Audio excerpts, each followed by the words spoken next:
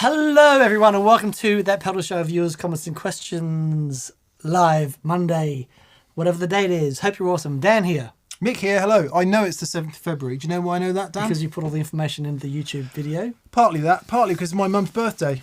Happy birthday, Mum. Oh, happy birthday. I went to see my mum yesterday and we had a Sunday lunch. It was very nice. Lovely. And my mum often gives me random presents.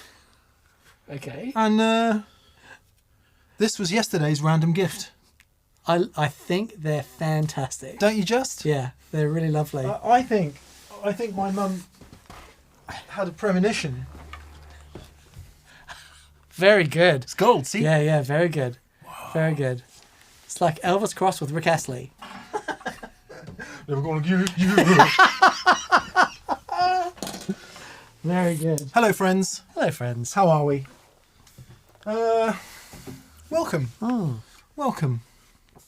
Did you have a nice weekend, Dan? Oh, I can't even remember it. It was a long time ago. What did I do? Just running around after kids. Watched a couple of episodes of Ozarks. Oh, nice. I want to do that, yeah. Yeah. Looks good. Brutal. Yeah. But yeah, it's very good. And played some guitar. Nice. It was lovely. All these things are good. All this is good. How was yours?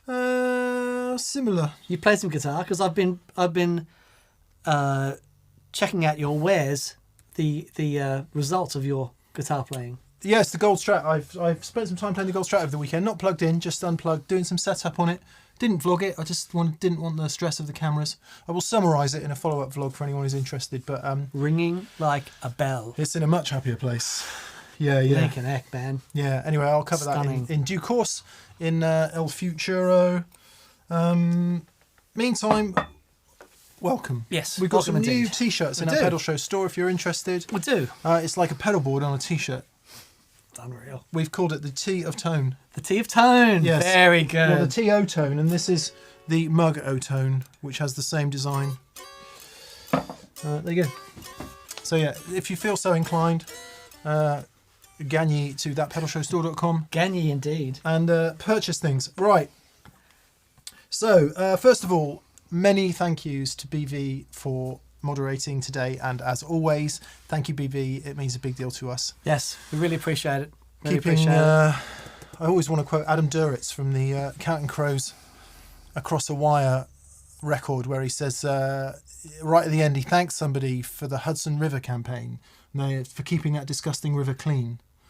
Okay. And I always think about BV for keeping the disgusting chat full and clean. Very nice. Even though it's not disgusting, so I don't know what that's about. Very nice. Did I ever tell you my Midnight Oil story about the lagoon in Manly? No. There's a lagoon in Manly. Yeah. And it was all bunged up and gross. Yeah. And Neil from Neil's Guitars and Amps was putting on a benefit, and he was there playing with his daughter and violin, and she was playing a violin, he was playing guitar, singing a couple of songs just to get some people involved. And his friend, a mutual friend of ours, a guy called Paul Tacomo, was playing in a band called the Ghost Riders that had the drummer from Midnight Oil in. And he said, could the Ghost Riders come down and play? And Paul was saying, I don't know, we'll see. Anyway, guess who turns up on the day? Midnight Oil. Midnight Oil. Jim and Jeannie and everything. Everything. They dragged up their own gear, set up their own gear, just the most un-rockstar thing, and then 5 minutes later, 2,000 people in this little park. Unbelievable. Just wonderful. All for the benefit of a lagoon. Just to clean up a lagoon. Nice. Really great. Really, really good people.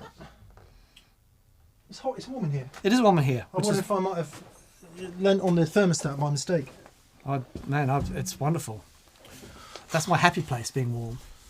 I've got as you all know. Small droplets of water coming out of my skin. Anyway, hello Andre DeCan. Hello Daniel Herbert from Ann Arbor. Yes. Knoxville, Tennessee, says Steve Rogers. Hello, Steve. Stanislav Migra says, hi from Slovakia. Looking forward to an episode with Pete Cornish Pedal. Yes, indeed. Hey, Stanislav. Nice to hear from you, as always. Plexico Duncan. Hello, mate. Who else we got in? Bart Hendricks. Hello, Bart from Belgium. Whit Anderson. Connor Larkin. Greetings from balmy Michigan. Michigan. Nice. West Chilton. Good morning of tone from Los Angeles. Nick Harrington says, good morning from Nanaimo, BC, which I'm assuming is British Columbia. Yeah, Toronto. We got Toronto representing with Dwayne Jessam. Cleveland, Ohio, says Mike Doctor. Smudger, legends, greetings from Cologne. Ah, I went there. Nice cathedral. Yeah. Oh, lovely. Yeah. Want to clean, but apart from that, Bit smelly, was it? No, it's just Cologne? just had a really spectacularly good pork knuckle there. Really? Yeah. I was in Lyon and I went to see Robert Plant and had the concierge of the hotel I was staying at send us to a proper French restaurant where everyone goes. And walked in, no one spoke a word of English, and there were just these benches and tables, and you just sat down. And then suddenly we're all squished in, everyone just sat around, and they were just passing around bowls of food. Nice. It was flippin' awesome. You wouldn't imagine that in a restaurant, would you? It was wonderful. I ate tripe. Like apparently it was a specialty of the area. Yeah. And oh man. I mean, tripe's a bit off-putting at the best of times. It's far out. It was incredible. Well, like everything, if you cook it well. Rosie was chomping down on a nice cow turd earlier, which I don't think I'd want to eat that personally, but most things would be all right, wouldn't they? Thank you to whoever's just bought something. Oh, thank you. Right, let's turn that off. Okay, let's get into the questions then. Yes. I'll just mention one other thing briefly as well. Everyone that would have seen this, that is a part of the Facebook group, that we had a bit of a momentous occasion on the weekend where we passed 1 billion minutes of video watched. Just the thing. It's a number. It's a number. It's an utterly incomprehensible number. It is. Thanks to everyone who's contributed to that, because Yeah. obviously you lot have helped that number rise to 1 billion. Amazing. I mean, I don't know. I can't even get my head around it. Right then. Chattings of the super kind. Who's first up this week then? It will be, roll up. It's Duncan Plexico. Hey, Plexico. Duncan. Hello, mate. He says, hello, D&M. Mick, heavy OD seems to be your calling. Time to get the Soldano out. Dan, what are your thoughts on Rosewood Tellies? Might be some new ones coming. Oh, as in the George Rosewood Harrison. Telly George Harrison thing. So I played an old one in Sydney. There's a wonderful guitar shop in... I don't know, let me get this right. It was... Coogee area? No, it was in Byron. No, flipping heck. Chuckarook. Where you go, fuck a crook and Chuckarook. Anyway, it's in Sydney. And he had an old Rosewood Telly in there. Yeah. Heavy. Yeah, they can be. It was really heavy. But the neck on it was amazing. Is it a rosewood neck as well? Yeah, then? yes. All rosewood. I've played a few in my time, but I've never spent any kind of quality time with one. My Yeah. friend Neville had one for a minute there. Yeah, they're very good. Yeah. I mean, all Tellys are cool. They're just so cool. And Plexico, Duncan, yes, I do. I have always liked heavy overdrive, but I like clean too. As long as it's loud, I'm happy. It's a really interesting thing being in the room with Mick and a Strat and a dynamic overdrive sound and fuzz and seeing how amazing when you have a sensitive player working with that sound and with the Strat with that. What do you mean I'm sensitive? But you're fuzz into the 2-rock into the with the Strat and all of those shades And everything in between. and everything in between, and I'm then a you big fan of all of it. and then you get something like the Gladio with quite a lot of gain in that mid range, but the dynamics of the guitar and the way that you go through the volume is something else. I think everyone somewhere down the line is a fan of loads of overdrive, aren't they? Where you just stack loads of things together and, to quote Paul Reed Smith, have at it. But I think that the Strat's really interesting because as with the sort of those more vintage Thanks, BB. Thank you, BV. Those vintage style Strat pickups, because they've got such a huge dynamic range, like the 61, you could just hit it harder. It just seemed to have no limit. Yeah, it was yeah. A magical for all thing. the people confused about why I might want to change the Texas specials in the Gold Strat, it's that. They don't have the dynamic range that a vintage pickup has, but they do sound great. They do sound They do fantastic. sound lovely. Yeah, Just need to check something a minute, Daniel. indeed. Okay, just keep an eye on the old chats du super. We may have to shut them off a little bit early. So, Okay. Andre Decan. Hello, Andre. Hello, Andre. He says you previously recommended which TPS t-shirt I should wear to meet Aerosmith backstage. Now they've cancelled their European tour. Can you recommend which TPS t-shirt can hide my breaking heart? Says Andre. I think this is a really good one. That's a hide good it. one. Yeah.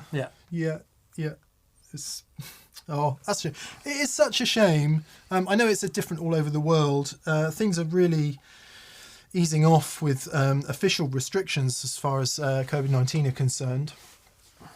But I think the uptake to go to concerts and stuff has been slow. People aren't buying tickets. People are still nervous. So whatever you feel about that doesn't really matter. What matters is people are cancelling their tours, and it's just a bit sad, really. So, So we'd like to announce our TPS band gigs. Yeah.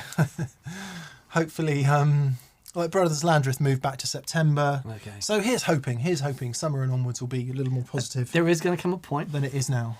where we just have to say, Yeah. stuff it. Yeah. Let's do it. Yeah. With all the inherent compromises that brings to various people's lives, please don't get funny about it. It just is what it is. Yeah. Let's move along. We'd say this one, Andre, the new Teotone. Teotone. And it's available in a fetching blue with orange print or a black with white print, as you can see. Yes. Lovely. Right. Eric Berntson. Hello, Eric. He says, I'm shopping for a Fender Custom Shop too. Many don't have the strings centred at the 21st fret, almost off the board.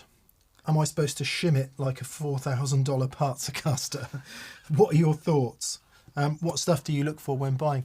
Yeah, it's not just new ones, it's old ones as well. Dan had to have Johnny do some work on the frets of the 65 telly for that exact reason. Yep. Because the E string was falling off the top. The E string was just falling off the top. So it had whoever did the frets on it before, they were the edge of the fingerboard is quite round, and they kept that contour with the frets, so you didn't, you're losing, almost a mil there on the edge.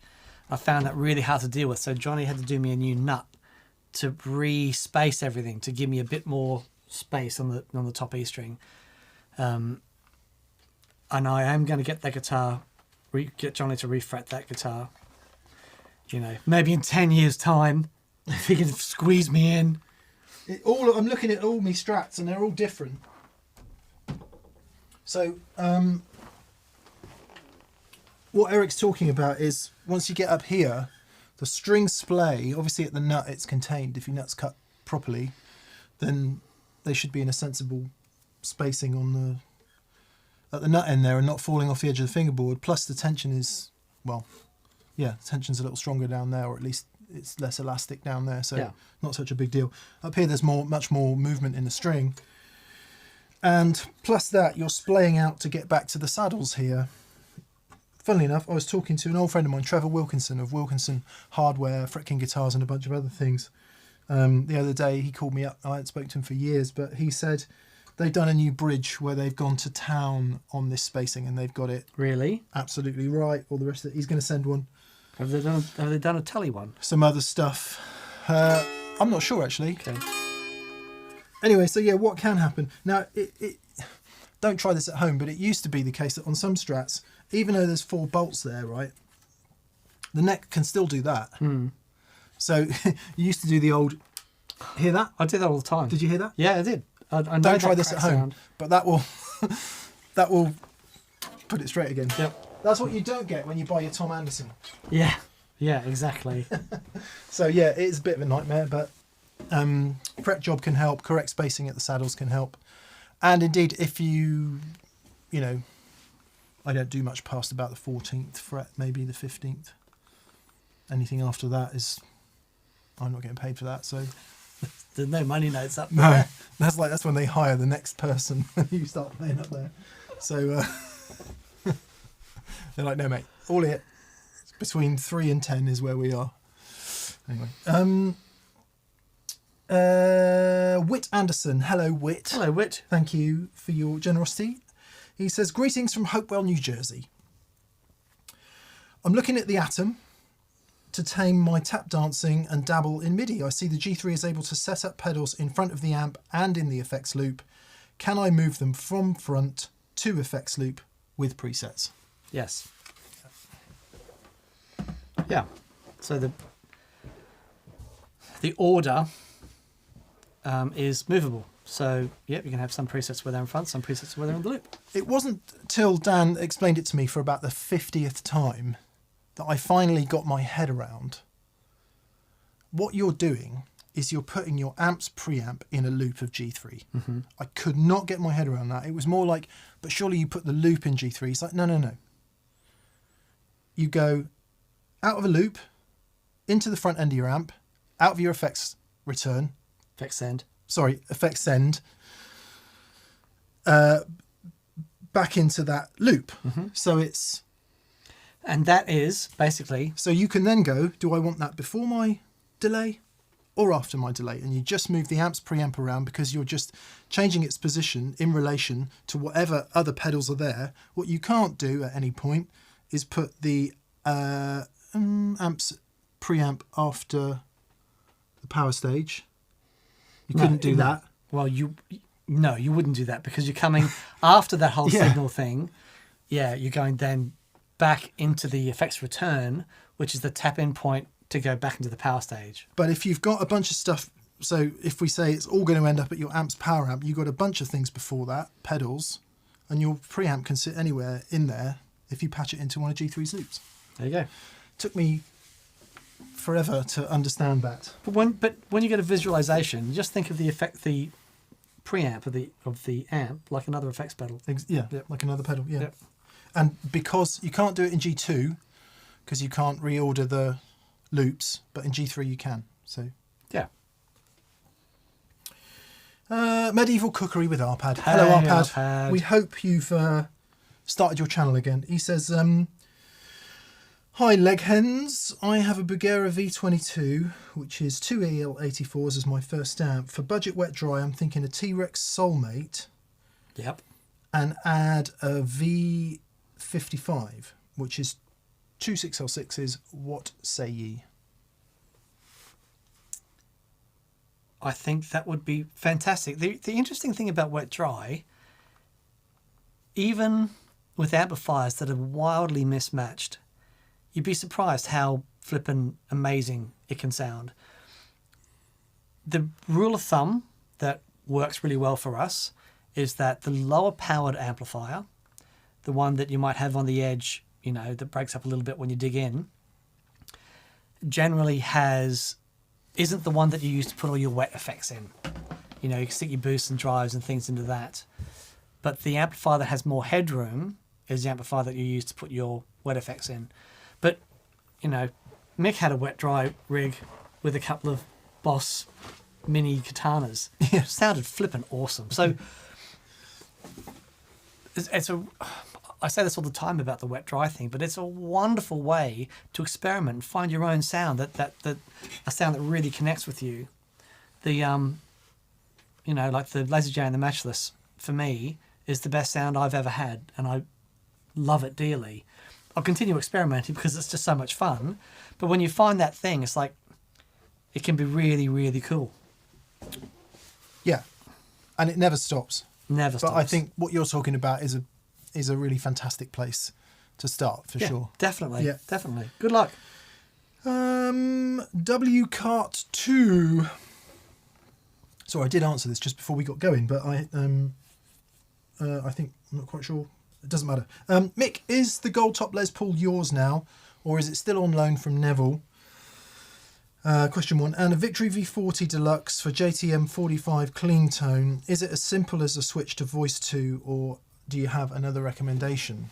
The gold top is not mine. It is still Neville's. He's got a gig coming up at the end of the month at Comedia in Bath. So if you're playing, aren't you? I am, yeah. There you go. Only at the end, mind, or somewhere close to after the middle, before the end. I'll be there.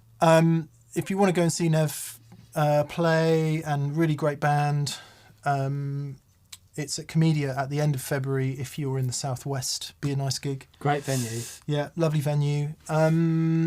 He's borrowed the guitar back. Bearing in mind it is his guitar. I'm a comedian. Because he used it to record bits of his record, and he wants to play it on the night, I think. Right. We have talked loosely about it changing hands in my direction. He's going to give me first refusal on it if and when he sells it. The slight complicating factor is I've just sold my motorbike, and I have enough money to buy it. I sort of mooted it to Catherine over the weekend, and rather than hit me with a frying pan... Dude, she's an enabler. She said, well, yeah, I mean, would make sense not to buy it. Wouldn't make any sense not to buy it, because you're never going to lose on a guitar like that. So awesome.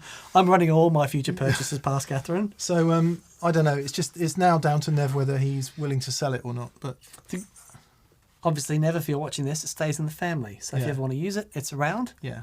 It's really important. We sort of had discussed that. Yeah. But I suspect what will happen is he'll play it again and go, I'm never selling this guitar.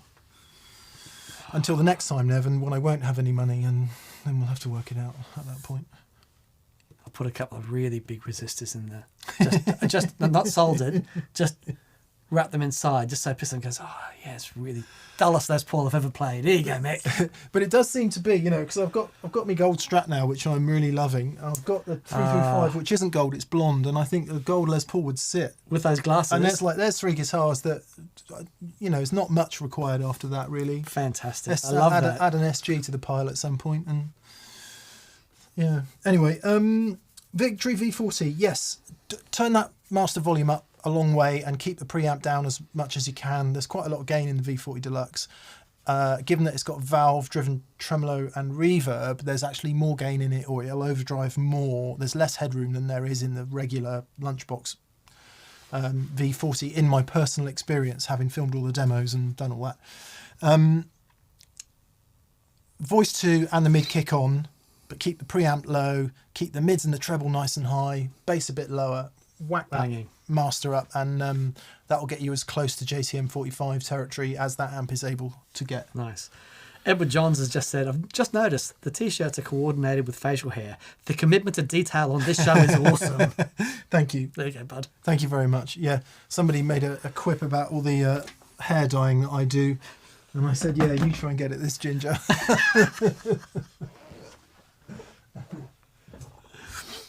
Just for the record, I've never dyed my hair. Actually, I did. I bleached it once. Did you? Yeah. I put, when I had hair, I used to put all manner of silliness through it. Maybe that's why I went bald. I'm trying to work out how long it's going to take me to go completely grey, because I've never had any grey. Right. And then over the last, year or so, I've been noticing quite a lot. It can happen real quick. Yeah, so we'll see. My grandfather, my mother's father, he was like pure silver streak. But my dad has got had until he was about 70, like really dark hair with bits of like flashes of grey. Oh, wow. Which look pretty cool. Yeah, actually. yeah, So, okay, that'll work. We'll see. Mick says Sub Rosa. Hello, Sub Rosa. Mick, do you find that Strats push you towards the same sound and feel? Does that result in a redundancy for those that don't live up to the best of the bunch?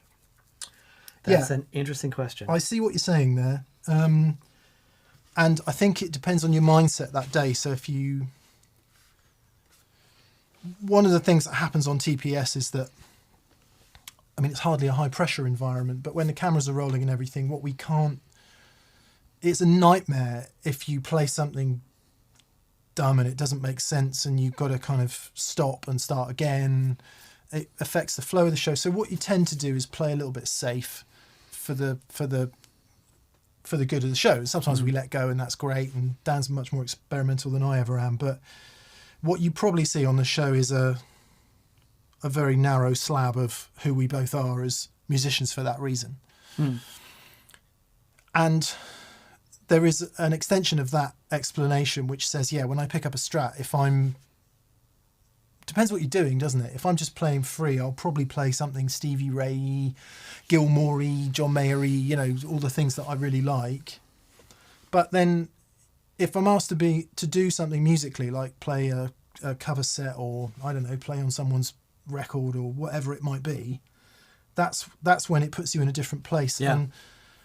And quite often it then stops being a Strat at that point, and it just becomes the guitar on which I'm most comfortable. Yeah. So yes is the answer. It definitely does push you in certain ways if you let your mind go that way. But I'm freest on a Strat, and I can make it sound like a lot of different things just because I'm so very comfortable on it. Yeah. And like everyone, you know, there are days when it's just not working, so I'll pick up the 335 or something else. Not necessarily for the tonal difference, but for the feel and the brain space change. Yep. And I guess that's the heart of your question. What brain space does it put you in when you pick it up? And yeah, I think that's probably true for all of us, isn't it? Yeah. I've just recently gone back to playing this guitar a lot. Yeah. Because I've been playing the 65, which is, you know, a staggering guitar, and I feel so proud to be a custodian of that instrument for whatever time I have left on this model coil. But this guitar, when I pick it up, it's like, yeah. It's like seeing that old friend that you were really close with for a long time. Yeah. It's like, I remember you. Well, And it's a really good... actually, I'm just going to turn the super chats off. Yeah, if you have super chatted to this point, we will answer. But please no more, so that we get through them all by about 7 p.m. or thereabouts. So I'm going to turn the super chat off now. Tom W77 says, is there a D&M drive on that T-shirt? I think there is. There is. Right there. Right Yeah. there. There you go. There it is. Excellent. Yeah, and I think that it's a really good excuse for having at least two guitars. Oh, yeah. I mean, there are some people who just want the one thing, and that's the thing they're connected to. You know, it's hard to imagine Stevie Ray playing much else than a Strat. Yeah. It's, in a way, it's hard to imagine Mayer playing something other than his Strat or his PRS, you know, which is a Strat type guitar. It's interesting though, even though the PRS is so Stratty, the you know, when he came out with that guitar, everyone was like, oh, you know, it was such a massive. Everyone felt like it was such a massive departure, when in reality, it really isn't. Well, you it know, was it's a like his brand change, dream. wasn't it? Yeah, exactly. I was thinking about Paul the other day, actually. There was a couple, as always, a couple of barbed comments in the Strat vlog thing, and something about Paul Smith, and I did spare a thought for Paul Smith for a second, wondering how he feels that his most successful guitar at this point Interesting. is that. Right. I wonder how that, deep in his soul, I wonder how, I mean, because he's a very caring guy, is Paul. Sure. He is as passionate as anyone you'll ever meet about guitars. Yeah, but I think the fact that it has been so successful, a lot of love has gone into that guitar, a lot of detail. I think that's kind of... But speaking of Strats, just want to say, awesome work on your vlog. Thanks, from mate. last week. Thanks, It is spectacular. It was good. Loads of views as well. Man, I was very surprised yeah. at the view count on that. So thanks for everyone who's watched it and Yeah. commented. I had to remove myself from the comments part of the way over the weekend because, well, it's always the same. You know, while most people are just flipping great and with it, and you know, there are just unfortunately too many people who are not that, and it unfortunately makes me very stressed and very unhappy. So I have to just dip out for a minute and But we... revisit on a happier day. So Yeah, you know. if I've missed your comment, my apologies. Yeah. We... Every now and then, a video will come out that is... how will I say... Has opinion in it. Well, yeah, well, no, not that at all. It's more open to like, hey, you know, come and check out this new Strat. So we have the TPS Faithful, which are you lot who we love, but we love putting out videos that, you know, to bring people into this world and you know, that who want to embark on this journey. It's great. To do that, you also have to understand that there are people who will be Well, there's a lot of motivated understanding. So you have a viewpoint. I'm always at pains to say, look, this isn't for everyone. yeah. There Right. was the point where I tapped out was I'd spent quite a long time going, look, if you want to use the trem and you like it springy, put 3 springs in Right. and have it like that and set it up so you can have it. As it happens, I don't really want that. I like it against the body for this reason. Not everyone does. Blah, blah, blah. Like, tried to just be as... And then what's the comment? I don't know. People, be aware. Don't put 5 springs in your... And it's like, oh, God, I was very careful trying to explain that. It's like, please watch the video before you make an inane comment. But We still get unfortunately- people that watch videos from that pedal show saying, yeah, I don't like pedals. I know. And I know... We've been over this a million times. You should just ignore it. Of course you should just ignore it. Because the vast majority people love... Yes, and are very video. nice. And we're not doing it for that. We're not doing it because we want to be loved. We're doing it because we think it's useful and we're interested and we're passionate about it. And we get that people perhaps aren't as passionate. But just the flipping pandemic levels of lack of emotional intelligence. It's not what they say that makes me sad. It's the fact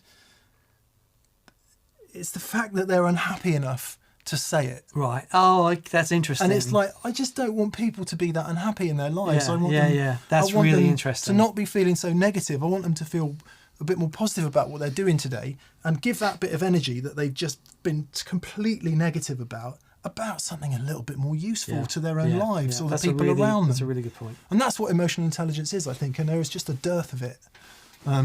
Obviously, we're literally in the worst place possible as far as being on the end of good emotional intelligence has got. To round that off, the vast, vast, vast majority of people in the TPS family, of course, have it. And we're all on each other's side. Look, we got 1,100 people at the moment. Yeah, sat here watching us So- live because they want to be part of this journey. So we're so Please- grateful to you guys. Thank you so much. Please don't think I'm moaning about you lot. I'm not. Some days the world, and these are 21st century problems. Let's not forget that. Indeed. Moving on. Who are we at now? Alistair Tweedy. Hi, Alistair. I think somewhere else you were asking about hoodies in medium as well, Alistair. There's some more on order, apparently. Apparently we've run out of medium hoodies. I think we're going to do some new designs. Cool. So, yeah. He says, gents, I want to say thank you very much for the advice you gave me about buying my first Gretsch. I got a G5655 TG in Cadillac green, and I love it. Come on, nice. Have a wine on me from the Chris Cheney wannabe. Nice. Very nice, mate. Well done. Good on you. Howdy from Texas Legends, says Bill Barfoot. Hello, Bill. Loved Friday's episode on Out of the Norm overdrives. My challenge is that as soon as I find one, I invariably tend to dial it to sound just like all my others. That's so interesting. Any advice? Thanks in advance. It's funny you should say that. I was watching back the bit on the small speaker overdrive, and I was literally yelling at the screen, turn the bass down, turn the bass down, turn the bass down. And we didn't. Neither of us did. Because it sounded so good. It was like, oh yeah, man, come on. Yeah. So I think we hear you because we do the same thing probably. Yeah. Yeah, I guess a bit like the Strat conversation earlier. You in order to sort of go out of the things that you like and the things that make you comfortable, you've got to sort of remember to do it. Yeah, definitely, because it is a step away from what you're used to doing. I think when you're in that search for other textures and things, it's really important to have an experimenter's heart with it and have it's really funny. I've got Ed O'Brien's coming up on Friday to see me. I'm building a new rig for him, and we've been going over his pedal choice, and it's like, man, what he's come to now and is just flipping amazing because he's always experimenting. He just has that adventurous heart with his music and his textures, and I love that. And that's having an adventurous heart with this stuff is wonderful. So, it's why there's two sides to this. It's why players like Gilmour always try stuff. Yeah, but the other side of that coin is he's also recognised the stuff that he connects with, and it's like he knows that for anything to supersede that stuff, you know what I mean? It's got to be, Yeah. you know. So it's that's really interesting. Yeah, yeah. It is. It's that thing, isn't it? We seem to have a vested interest in wanting other people to go outside of their comfort zones. Mm. It's like, well, it's my comfort zone because I like it. Yeah. And it's not boring to me, so Great. I like it. Yeah. Great. Yeah. Thanks for all the kind comments as well by the emotional intelligence stuff. Everyone that's talking about that in the feed. I don't want to dwell on it too much because what happens is the bad stuff gets all the attention, and it's not the way it should be. Yeah. That's not the way it should be. But thank you, everyone, for your very kind words. I really appreciate it. Danny Garza says, how's the Jason Isbell Telecaster coming along? I really love it, Danny. I feel no need to change anything on it. Everyone's like, oh, you'll change the pickups in a week. No, it just sounds great. It sounds wonderful. Yeah, I don't really play it on the show because Dan's usually playing a telly, so maybe he's not allowed because he sounds so good in it. I'm like, no, you're not allowed to play it. Maybe we'll feature it on a show or two, and we can both play it and see how we get on. But it sounds so different from Red and from the 65. Yeah. And from Butters. It does. It's a completely different thing. There's something very authentic about the sound of that telly. Yeah. It's like if you imagine what a telly sounds like in the, you know, if you could describe perfectly what a Telecaster sounds like in the dictionary, there'd be a picture of that guitar.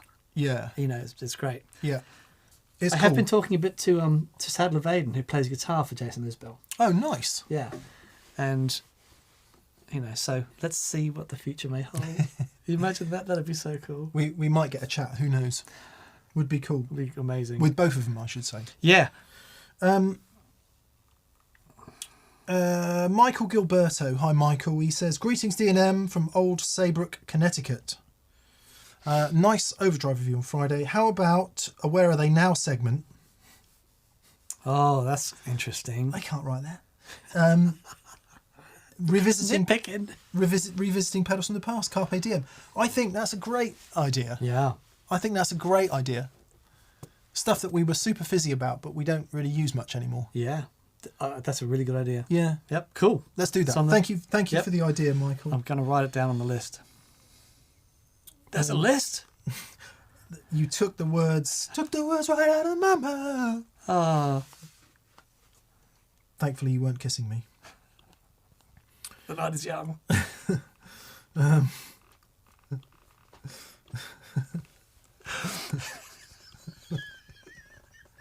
There's so many places that could go. Okay, what was it?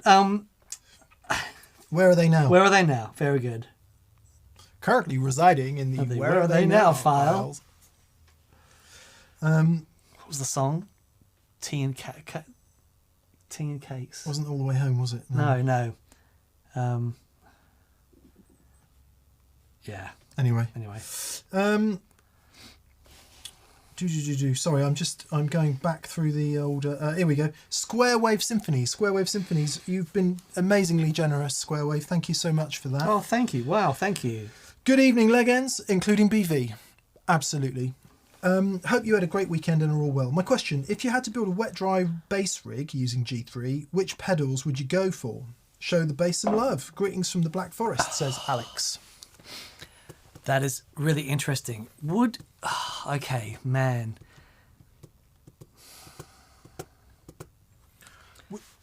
Massive caveat, right? Me and Dan aren't bass players. Yeah. But you do build a rig or two for fairly significant bass players, don't you? Yeah, I've never built a wet-dry rig for a bass player. Oh, interesting. Yeah. I think... How does biamping work? That's frequencies. Okay, so like a big crossover. Yeah. Okay. Well, it can be. Okay. I think that's the most common approach to biamping. Yeah, I don't know. I think we'd have to ask a bass player who does that. I mean, I can definitely see... So one really common thing with bass pedals is the mix knob. Yeah. Compressor, for example. Yeah, because you've it's really important to make sure that you've got some of those frequencies from the guitar traveling through so that, you know, everything doesn't get... It's very easy for those low-end frequencies to get soupy real quick, and to lose definition. That's so important if you're trying to hold something down, that you step on some sort of modulation, everything just doesn't go out there. But I'd have to look at some... Yeah. I guess the thing with wet dry is, where guitar is concerned, the reason we like wet dry in the way we would define it is because if you put all that effect into mono or indeed stereo, it can become completely overwhelming. Yeah. So if you put your delays and reverbs in one amp, you can then mix it and you still get the directness of the direct sound, but you can have your wet side much wetter actually. Right. Interesting. And dial it back a bit. Now, ignorance talking here, I'm not sure I can think of too many bass tones that are soaked in delay and reverb in the way that guitar tones are. Dave Hollingsworth, formerly of Tosca, ran a hey Dave. rig. Yeah, his tone is immense. So Matt W was commenting. So I guess the Tosca, Dave of the bass player from Tosca, ran a wet dry rig. I suppose it depends on what sounds you want then, Exactly. doesn't it? Yeah. It depends on what sounds you want. So presumably the same... Anything that changes the dynamic response too much between the wet and the dry is problematic. So if you have a very distorted sound and a very clean sound, well, that could work for dramatic effect. It's quite hard to manage. So normally you're talking about modulation, delay and reverb. And I guess the approach to that would be the same as it would be with guitar, wouldn't it? Yeah. It's funny, I say this every week. I've started listening to Greatest Hits Radio because it's easy. And they play songs from the 60s, 70s, 80s and 90s generally. I think not so much from the 60s, but anyway. And it's fascinating listening to production changes through the years. So I think, what was I listening to yesterday? Like a funky soul song, and it's you and the things you do to me. Now I'm living in ecstasy. Maybe it's Sister Sledge or someone like that. Anyway, sounds like Nile Rodgers on guitar, even if it's not. Bass in that, like, really fat, middly... And you just, I don't know, don't really hear bass like that anymore. And then they played Level 42, Mark King. Right. With all the slapping and stuff, and that's completely different bunch of frequencies. If you have a listen to the bass in Money, Money, Money, Money, and he uses an old Roland Jet flanger every second time he plays a riff. Kick, flip, flip. Oh, no way. Okay, and you listen to it. It's every second time he plays a riff. It's so cool. Okay, more bass listening required. Square Wave, yeah. We keep saying we should get more bass on. Unfortunately, they've been very low views whenever we've done them, so we haven't been massively motivated to do more. But we'll do it. We should do more. Public service. Yeah, we should do more. Daniel Herbert, hello Daniel. Hi Zelda. Hi Bag of Ants. Any these leg ends, or do we look like these folks? Zelda was quite witch looking, if I'm correct, if I'm thinking right. I don't know. Stick you in a green costume, bit of a wizard stick, and there you go. Any chance you'll add singing to your band jams with Dougie? Tricky for sure, but that would be great. Yeah, we want to add everything. We want to add more guitar, keys, and certainly vocals. In here, I think we can add keys and other guitar without too much trouble. Vocals is going to be problematic because at the moment we mic everything and there's significant spill from the guitar amps into the drum mics, but it doesn't matter because there's no overdubbing going on. There's no second takes. It just is what it is. It's a room sound and it works. If we were to have a vocal mic up, we would need to start introducing some sound panels and some other stuff because the spill into the vocal mic would be too much. Sure. Too much. So, I mean, there are a few mics that have really great rejection. So it might be that we could do it. We just have to have a think about the geography of the setup. But yeah, it's very much a wish. Is there a mic that has a proximity effect sensor so that as soon as you step away from it, it mutes it and you get in front of it and then turns it on? Surely. That would end up weird in the mix because it would then turn on and it would get all the spill. And even if you're singing in front of it? Yeah. You'd still get a significant spill. Oh, okay. All right. Yeah. Interesting. Well, we should try it. I don't know what a couple of SM7Bs would be like. Just a volume pedal. Yeah. Balance volume pedal on the mic. So you're singing it, you step off and it's like, hey. Yeah, but even so, even when you're near it, it's still going to be getting the spill Yeah. through the room because it's loud in here. But yes, we would very much like to do that. Indeed. I mean, it's only like a gig, isn't it? There's live mics on stage at a gig, so why not? Yeah. Cool. Geese van Esmorit. Van der Esmorit. My dry amp is an overdriven Victory Sheriff 22. Nice. Very nice. Great amp. My wet amp is a Pro Junior. For cleans, I roll back the volume on the guitar, but then the wet effects through the Pro Junior are not as audible. Do you have any thoughts? Thanks for an awesome show. So initially, I mean, it depends on how you run the Pro Junior, but the Pro Junior has the less headroom out of those two. It depends how you run in the 22. Yeah, of course. So here's the thing. Let's say you're running your 22 dirty and you're running your Pro Junior clean. As you wind back the volume, the Sheriff is going to limit less, but it's not going to become quieter. However, the amp with loads of headroom, as you wind back the volume, will become quieter because it's got all this headroom, right? It's not limiting in any way. So I think what you'll find is a reduced dynamic range in the wet amplifier if it's running really clean, but not so much in the... So one thing to do, you can try, was putting a compressor on the wet side so that as you dial the guitar back and it cleans up the Sheriff 22, the compressor keeps a nice level of signal going to the wet amplifier. Yeah.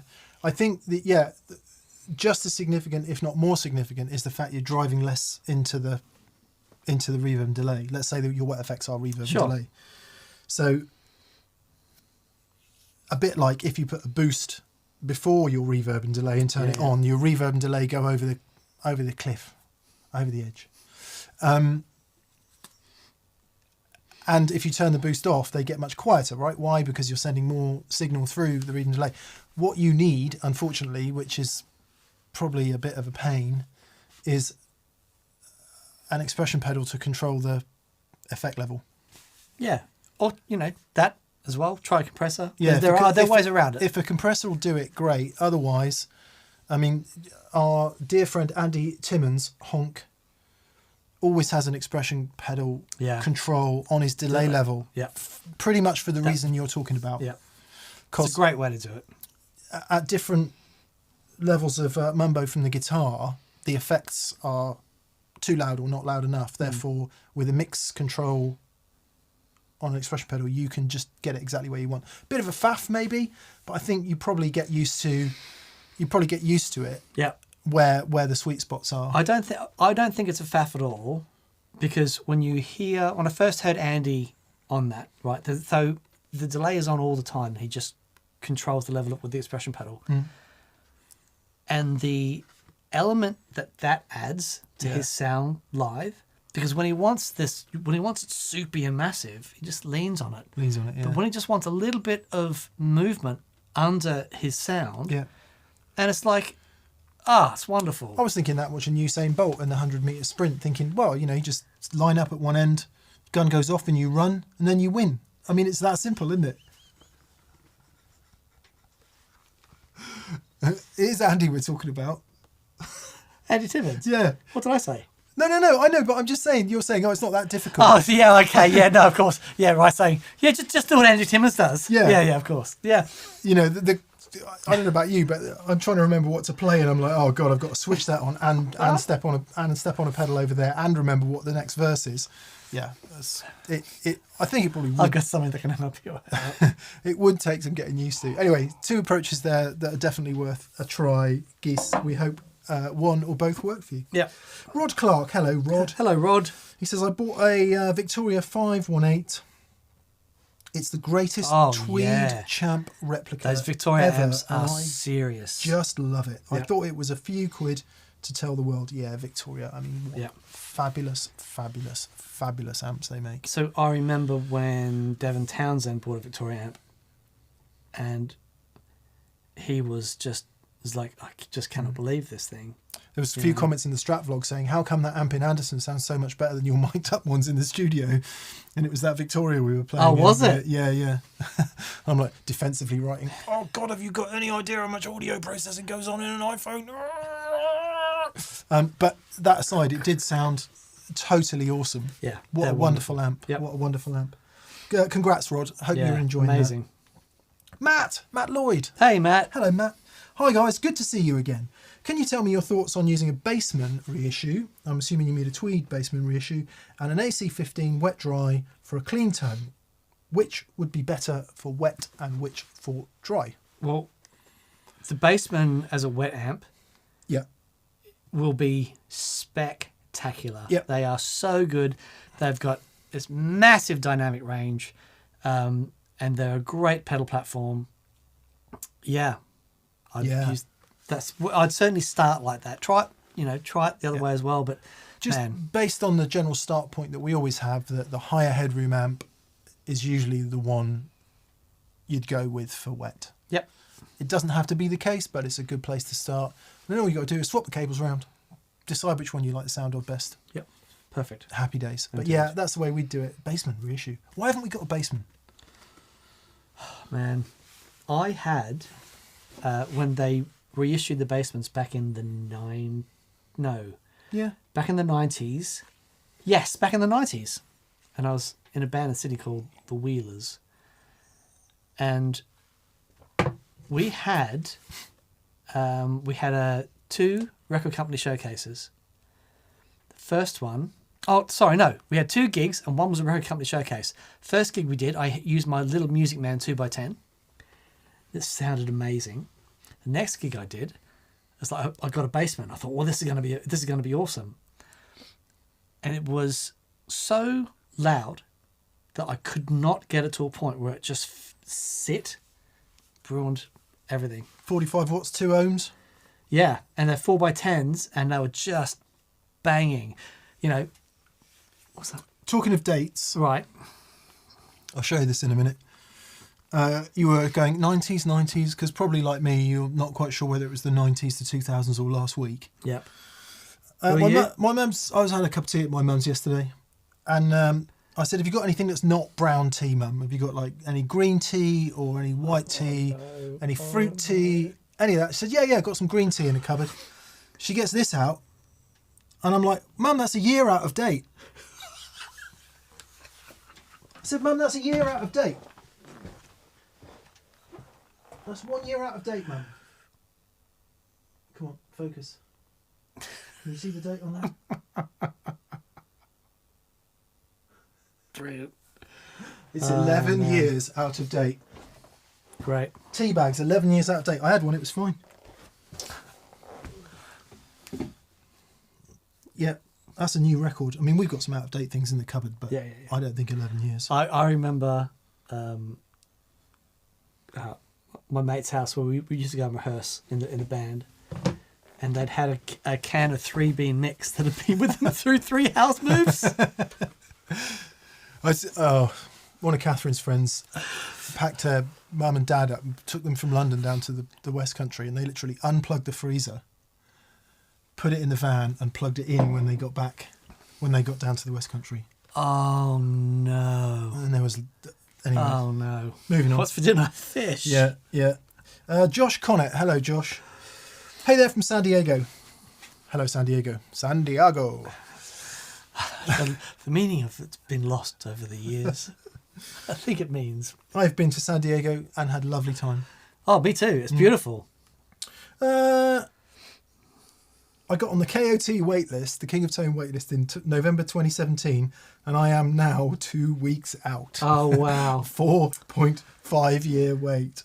I wanted to thank you for shaping all my musical journey for Tone, and without you, I would not be where I am today. Oh, bless you. Thanks, Josh. Thank you, Josh. That means a lot, mate. Thank you. We hope the KOT is to your liking and you enjoy it. Yep. Gary Varner. Hello, Toes. G'day, mate. If I get a super reverb to Yes. go wet dry with my AC15, Come on. a la Lazy J Matchless, can I get the 10 and 12 inch speakers to play nice? Thank you. That's a really interesting question. It will sound great. It can be tricky to work out the phase. Yeah. That they couple in a sort of an unusual way. With the 12-inch speakers, it's a lot easier. You know, you can though, because I did it. So I had an AC50, like a 1960s AC50 that I used to play with my old AC10 Twin, and flip and heck, what a sound! Yeah. And it was the sound that all the walkabout sound used to get. Yeah. And that sounded great. And I think if there was an issue with the phase, they would sort of tell me. It's like, oh, Yeah, you'd feel weird about it. Yeah. Or they would tell And me. they'd say, and I flip it and they go, there it is. I've watched good friend of ours, Matt Schofield, play many times using a super reverb and some other amp that has a 12-inch speaker. It might be a deluxe reverb. It might be one of his 2 rocks. It could be, and I've witnessed that many times and found it glorious. But as Dan says, we have struggled with our super in here some days where it just doesn't seem to sit quite right. Yeah. Never sounds bad on the recording, or bad is the wrong word. Never sounds out of phase really on the recording, but in the room it can be a slightly odd thing. There's a point with that super Yeah. where you reach it. It's like, because I remember when we got to that point here, I lost my mind. I thought it was one of the best guitar sounds I've ever heard. Yeah. And you know, when you hear Derek Trucks with his super turned up to that point, it's like, it's just magic. That's where it comes alive. However, it can be a while to get to that point. Same with the deluxe. Oh yeah, it's what do they call it? The Fender Super 6 settings. Right. It needs to be up there. Yeah. Which is way too loud for most people. Anyway, but yes, you can. Sub Rosa, sorry, apparently I misunderstood the Strat question a little bit earlier. Do you find you push Strats towards the same sound and feel? Does that result in a redundancy for those that don't live up to the best of the bunch? Okay, so what he's saying is with the gold one, am I going, oh, it doesn't sound like my blue one, I want it to sound like the blue one, Right. and I want them all to sound the same? No, that was a significant misconception of the vlog that I did. So I'm saying I'm not really a big fan of these pickups. And people going, oh, there's no point having it sound like your blue one. No, I tell you what I like in Strats, right? I'm not knowledgeable enough about the maple board sounds, so 54 to 58. I do love those sounds, but I haven't owned enough to really understand it fully. So let's go from 59 to 69, which is where Strats live for me. And at 59, you've got Hank Marvin, you know, all the classic early slab board Strat noises, which bizarrely would include Stevie Ray Vaughan. And then at the other end, you've got Jimmy, 69. All right, we're on to maple fretboard then, but I think he played a good number of Rosewoods, and I think Rosewoods got used in the recordings. But let's talk about the pickups for a second. So I'm going to draw you a diagram.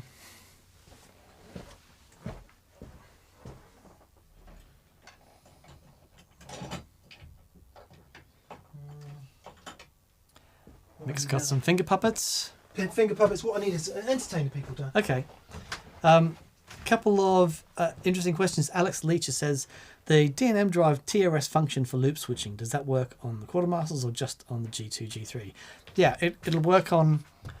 It's really, really cool, actually. You can, with TRS cables, you can do things like change the order of the...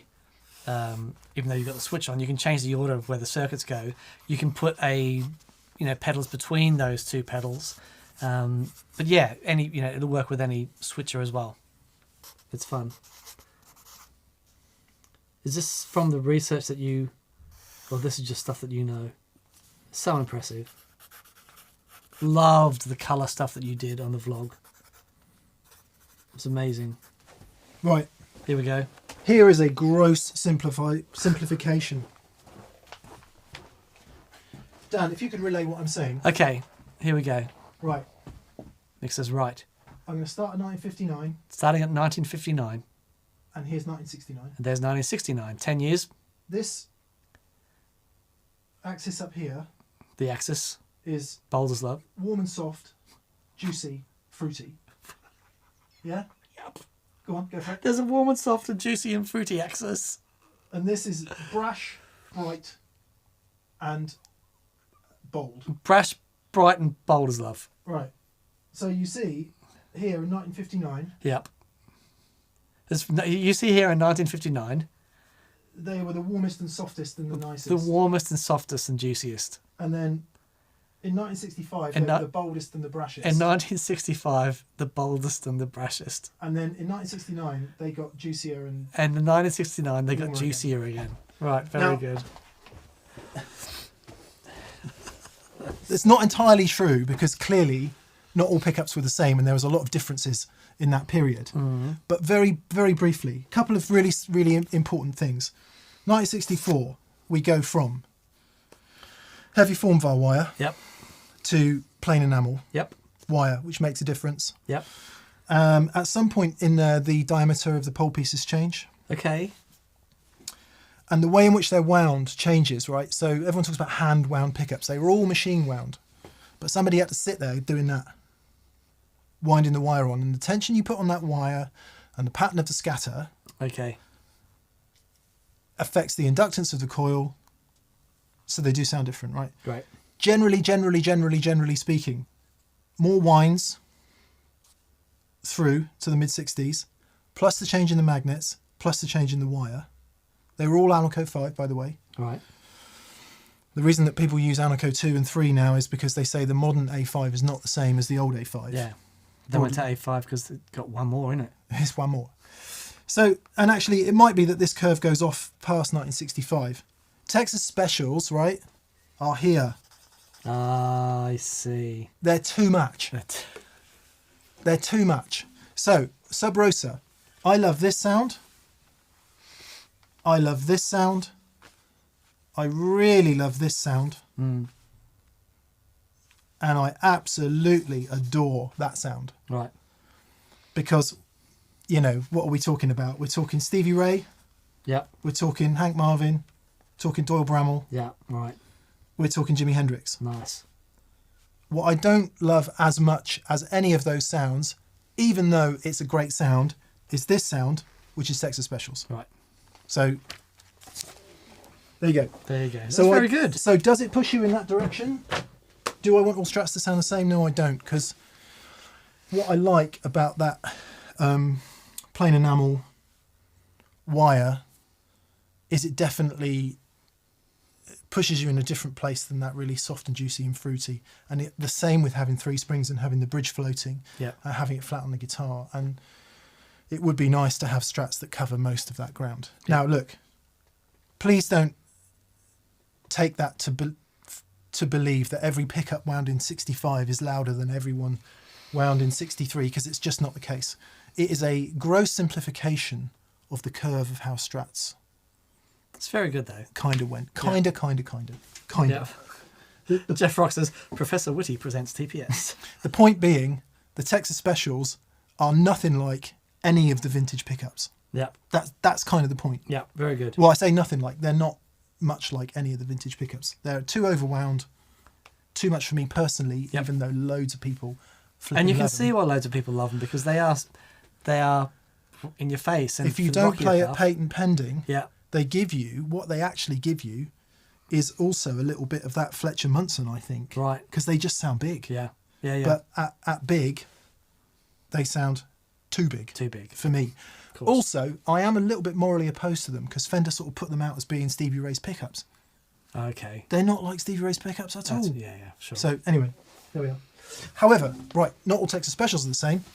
right. There's the standard ones and there are the custom shop ones. Oh, okay. And they are the custom shop ones. Wound in Texas by. And to finish all that off, the guitar sounds really cool. It sounds really, really cool. Right.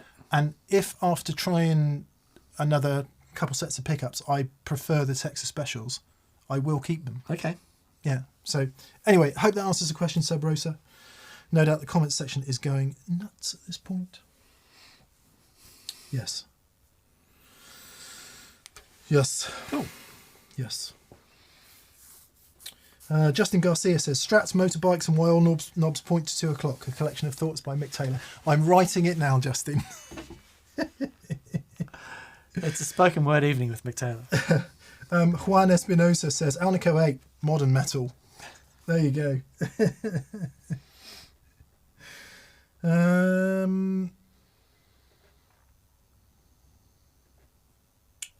Oliver Boysen says, wasn't John Mayer's original SRV signature he bought extra scoop by accident? Don't know about that. I mean, it would have had Texas Specials if it was an SRV signature. Right. The standard Texas Specials, and they were all RWRP in the middle, so that scoops it a little bit more than if they're all the same polarity and winding. Sorry, massive tangent. John Ross. Hello, John. Hello, John. And thank you, John, for your amazing, John Ross, for your amazing generosity. Oh, wow. Thanks, John. He says, good morning from Nashville. Ah, Nashville. I don't have a question. Just wanted to let you know I appreciate all the hard work and effort you put into the channel. The shows, the VCQs and the vlogs are the highlight of my week. That's amazing, mate. Thank you so much. John, thank you for your kindness. That's a big deal. Thanks so much. Going to Nashville will be the highlight of that week for me. I cannot wait.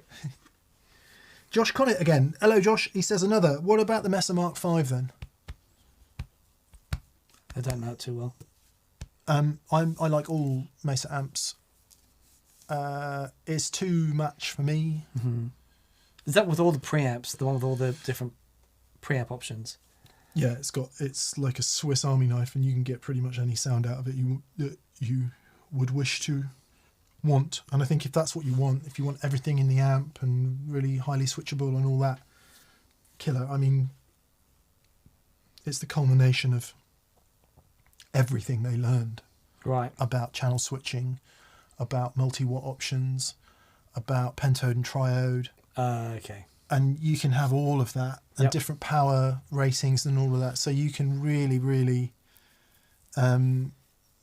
get everything in it. So yeah, I mean, they make great amps, and it's too much for me personally. I got to Mark IV as far as I went with the Mark series, and I ducked out after that because I just started preferring single channel amps. Right.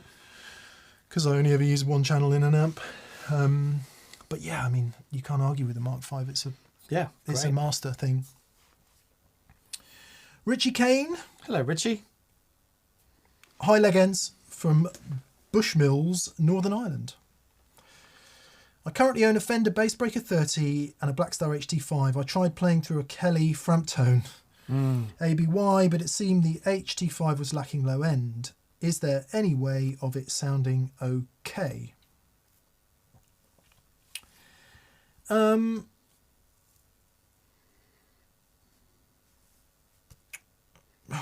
I guess, I don't know, it depends what HT5 you've got. Weren't they a 10-inch speaker originally? I think so.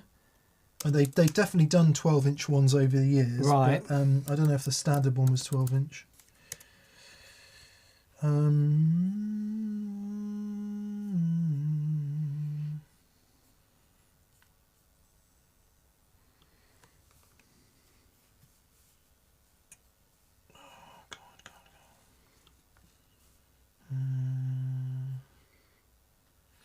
Well, the new one is 12-inch. Right. Whether the old ones were 10 or not, I don't know. Okay.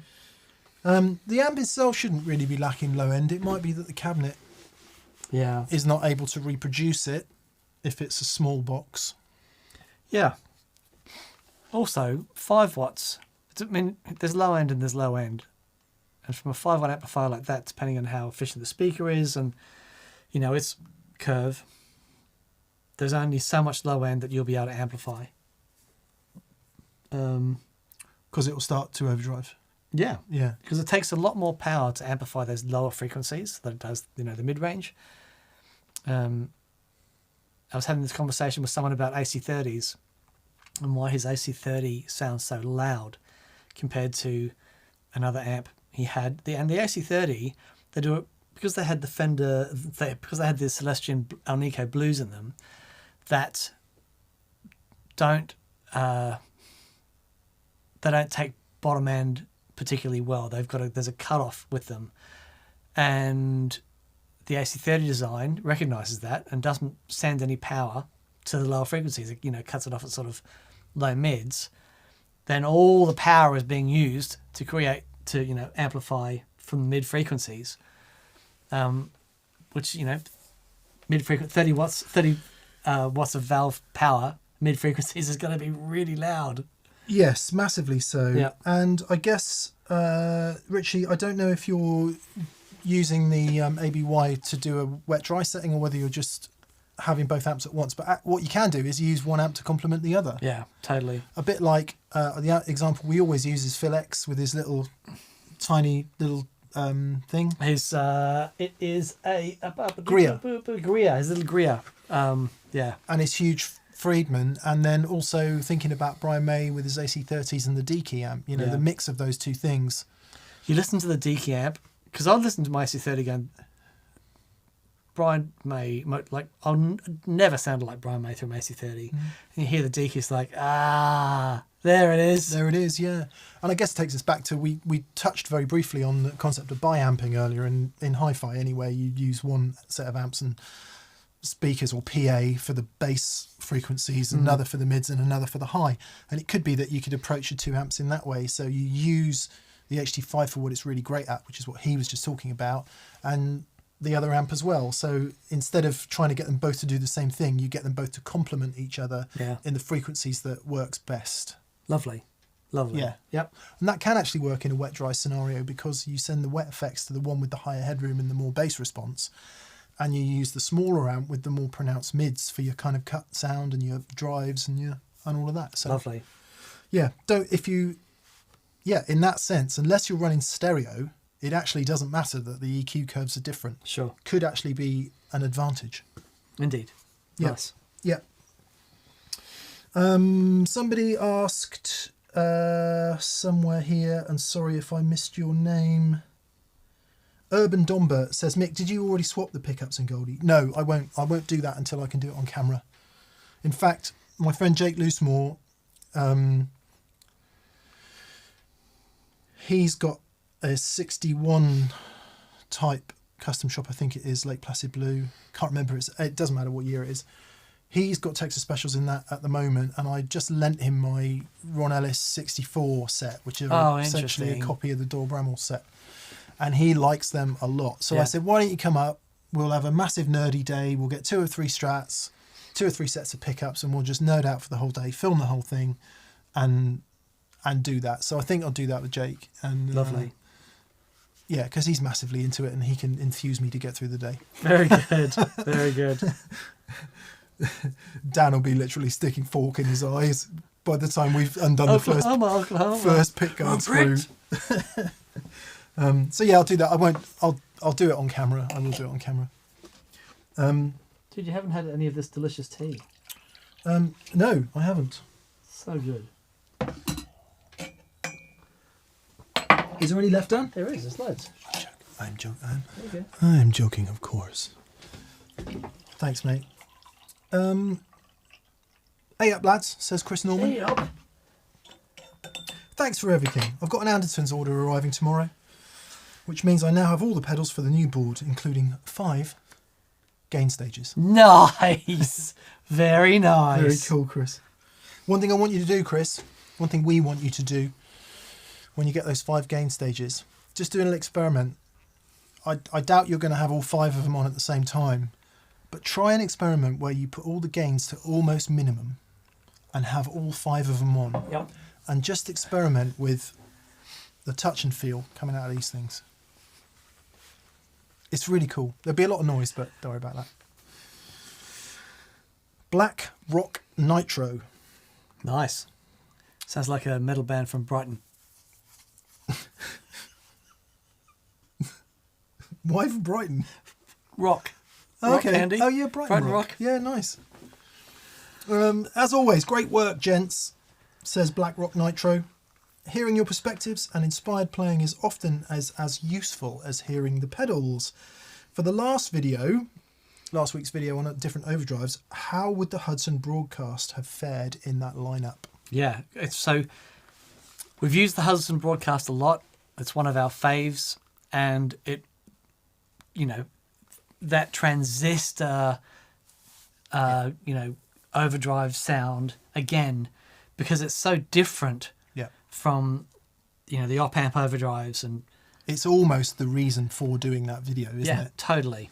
I think certainly from my perspective, it's one of the first overdrive pedals I've ever played that I've gone, wow, this is totally different and totally brilliant. Yeah. That, the Thorpe Warthog. Yeah. And the only reason they weren't included is because we use them quite a lot. But a show that we are going to do is a show based around transistor overdrives. Yeah. Because it's super interesting. So the conversation that I have with Gordon Rankin, who's been a really great friend to us, and on a technical level has helped me out enormously. And it's super interesting when all of the, we're talking about the diodes in a soft clipping overdrive that's in the feedback loop of the op amp. Yeah. But then a hard clipper where the diodes are after, and everything is going through those diodes. So in that scenario, the diodes become more important, right? Or more shapy. Yeah. And when you think about the way a transistor, if the transistor is breaking up and that's what is giving you the overdrive sound, then the nature of that transistor is going to be absolutely huge. Yeah. I remember I was working with an engineer once, putting this board together, and I there's this really nice germanium transistor face on there. I was playing it and I was like, oh, this sounds different. And the engineer went, oh yeah, put some different transistors in there. That one sounded broken. I'm like, dude, put them back in. Yeah, but really hugely important. Yeah. But broadcast, absolutely right on in that company. Yeah, right on in totally. That company. Josh Connett again. Hi, Josh. He says, I'm trying to get the Mayer tone, presumably mean John Mayer, for a gig. I've got a TS9 into an OCD into a Tumnus into an EP booster. What variation of those? Thanks again. I appreciate you all greatly. And then to add to that, he says, I'm using a Strat with Seymour Duncan Texas Hot Antiquities and a Hot Rod Deluxe 3. Okay. John Mayer tone, let's take the clean tone, the gravity tone, for example. I think would probably be the one that everyone thinks about, or the slow dancing tone. Hot Rod Deluxe 3, good place to start. Clean channel, obviously. Dial out some of those mids, don't want too much. See, right, here's where John Mayer gets really interesting. It is interesting. Mid-scooped pickups, hence the Big Dipper pickups. But he's playing either his 2-rock Sig, Dumble steel string singer, and maybe using a Klon or a TS10. Right. So all that mid is being put back. So his tone is actually quite MIDI. Right. Especially when he steps on another overdrive tone, another overdrive pedal, and it gets quite MIDI. Yeah. So M1D1. Yeah. Sorry, mid-range focus. And by mid-range focus, we mean, what do we mean? We mean somewhere between 5 and 800 for the TS sort of sound, and somewhere around 1K for the Klon sort of sound. Mm-hmm. And you're stacking those on top of each other. You got those two peaks, and they're like for the higher gain stuff. I think most people think about John Mayer's tone, even though he's had many tones. They think about John Mayer's tone as the gravity tone or the slow dancing tone, which is that clean Strat. And really, that's a really, really beautiful clean amp.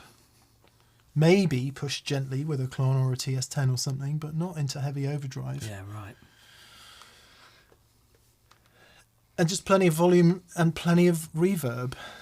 And if it's a Fendery sounding amp or a Dumbly sounding clean channel, you're not going to be a million miles away from it. Yeah. Is he on this all the time? Yeah, all the time. Right. He's a super dynamic player, and he plays with his fingers a lot. And so I don't think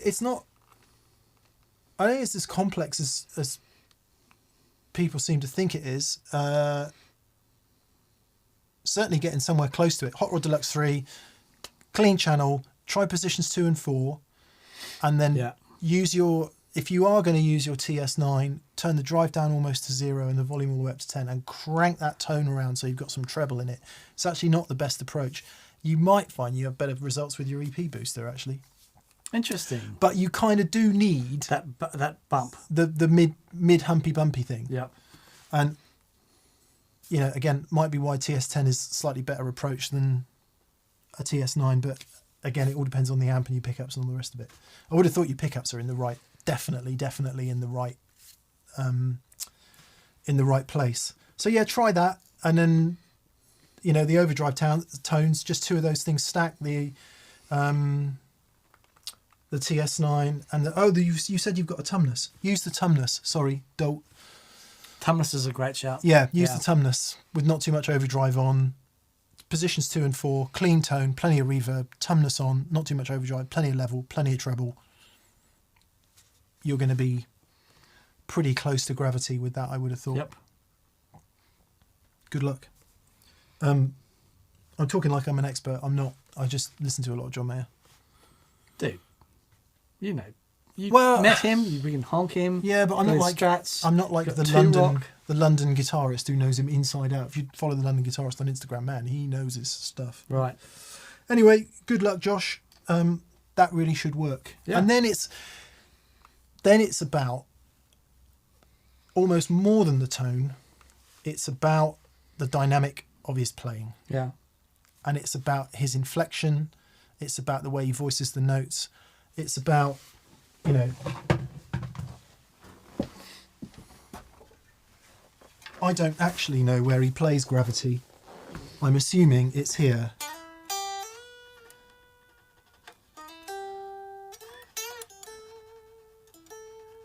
Yeah. Doesn't sound like it's here. Yeah. But it might be. Yeah. So find out where he plays it and play it in the right place. The other thing to keep in mind is that these are sounds on a John Mayer album, and he's in charge. You know what I mean? So when it comes to mixing it and all that sort of stuff, is like, guitar is the most important thing. Yeah. And few artists actually get that privilege to say to the producer, Some of the most expensive Neumann mics in existence, some of the best mic pre's ever in existence. Yeah. But yeah.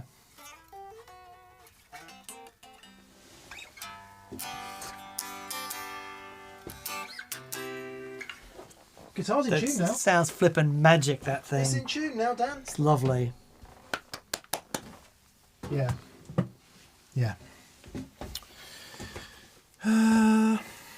Incidentally, on the last thing we'll say about John Mayer today, he posted a pic of his tour rig. Okay. For the upcoming tour, all his Silver Skies, 3 amps, what looked like a mid-60s black panel Bassman. Right. I don't know if it's stock or if it's been Dumblized or what. Really cool. Is Steel String Singer Dumble, and his 2-Rock signature. Wow. JM amp. It's like, I want to hear that. I want to hear it. Amazing. Particularly excited about the Bassman, actually. Yeah. Is that a 4x10 or is it a head and cab? Looked like a 212. Okay, you're nice. Yeah. Oh no, they're all on his Alessandro cabs, so it will be right. A 212 Alessandro cab, I think. Lovely. Yeah. PSD Mikey 169. PSD. Dude. Is PSD, is that Photoshop or is it something else? Mikey 169. He says, I'm wanting to try running 2 amps at once. Looking for a decent ABY switcher that won't break the bank. Are there any recommendations? What about the MXR M196, for example? What you're looking for is something that's got isolation and phase reversal capabilities. I think the radial ABY is Big Shot ABY is a really good one that isn't really expensive. There are loads of cheaper ones that are simply passive switches, which don't give you isolation and don't give the ability to reverse phase, and they don't, certainly I'm not a fan of those. But I think the radio one's really good. There's no obvious phase switch on the MXR, Show me. which I cannot. It's got input through 9-volt, input bit, output, 2 outputs. So there'll be presumably there's a button on it somewhere. I cannot believe they would make one without a phase switch on. The radial's great. Dan makes one called the AB Baby. Yeah, out of stock of that at the moment. Oh. But, Oh, Dan. man, find me some components and I'll make some more. Yeah, radial.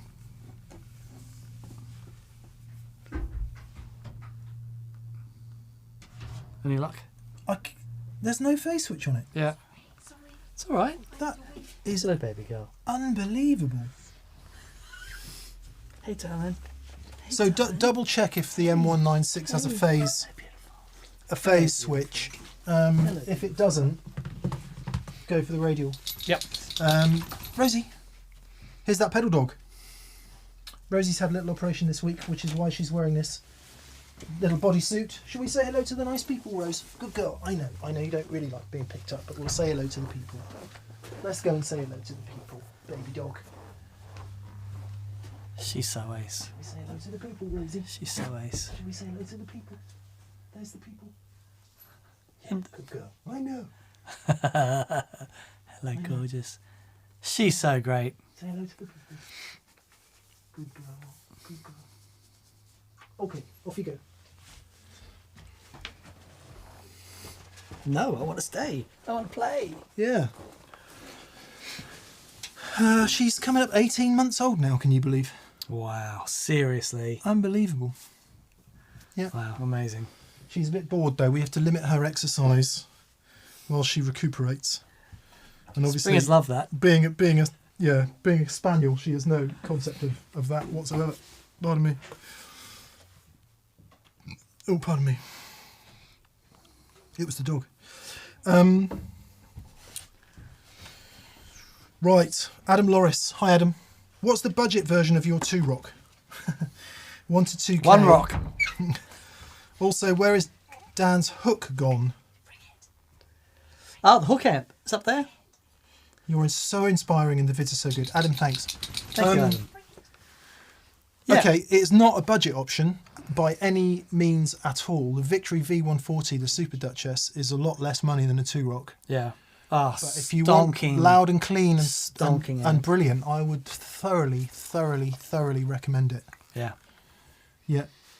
And if you want it for that loud and clean thing, genuinely, there's nothing wrong with the Fender Hot Rod DeVille.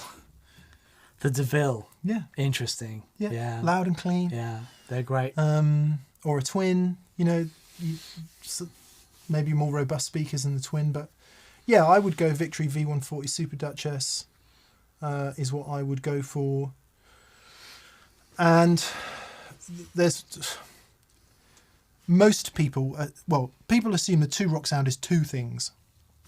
Number 1, it's the John Mayer clean sound, and that's part of it, even though most of that was a Dumble, but it's that really loud and clean thing, and they make amps that do that really well.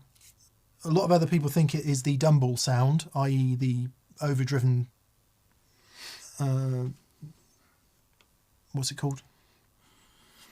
Overdrive Special? Yes, thank you. The welcome. Overdrive Special sound, and they do amps that sound like that.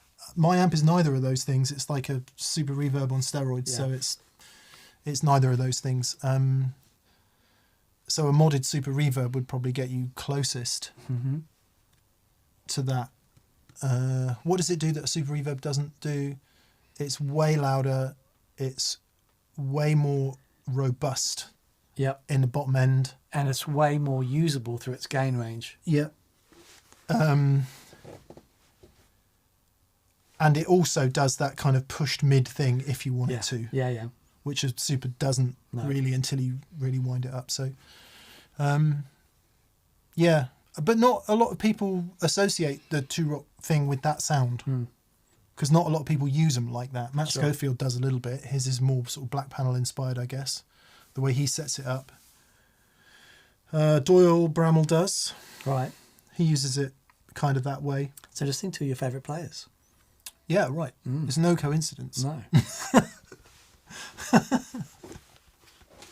So yeah, I would go Victory V140 Super Duchess. Yep. Which is a really, really, really brilliant amp. It is, Yeah. indeed. Rick Appleby. Hello, Rick. In a wet dry setup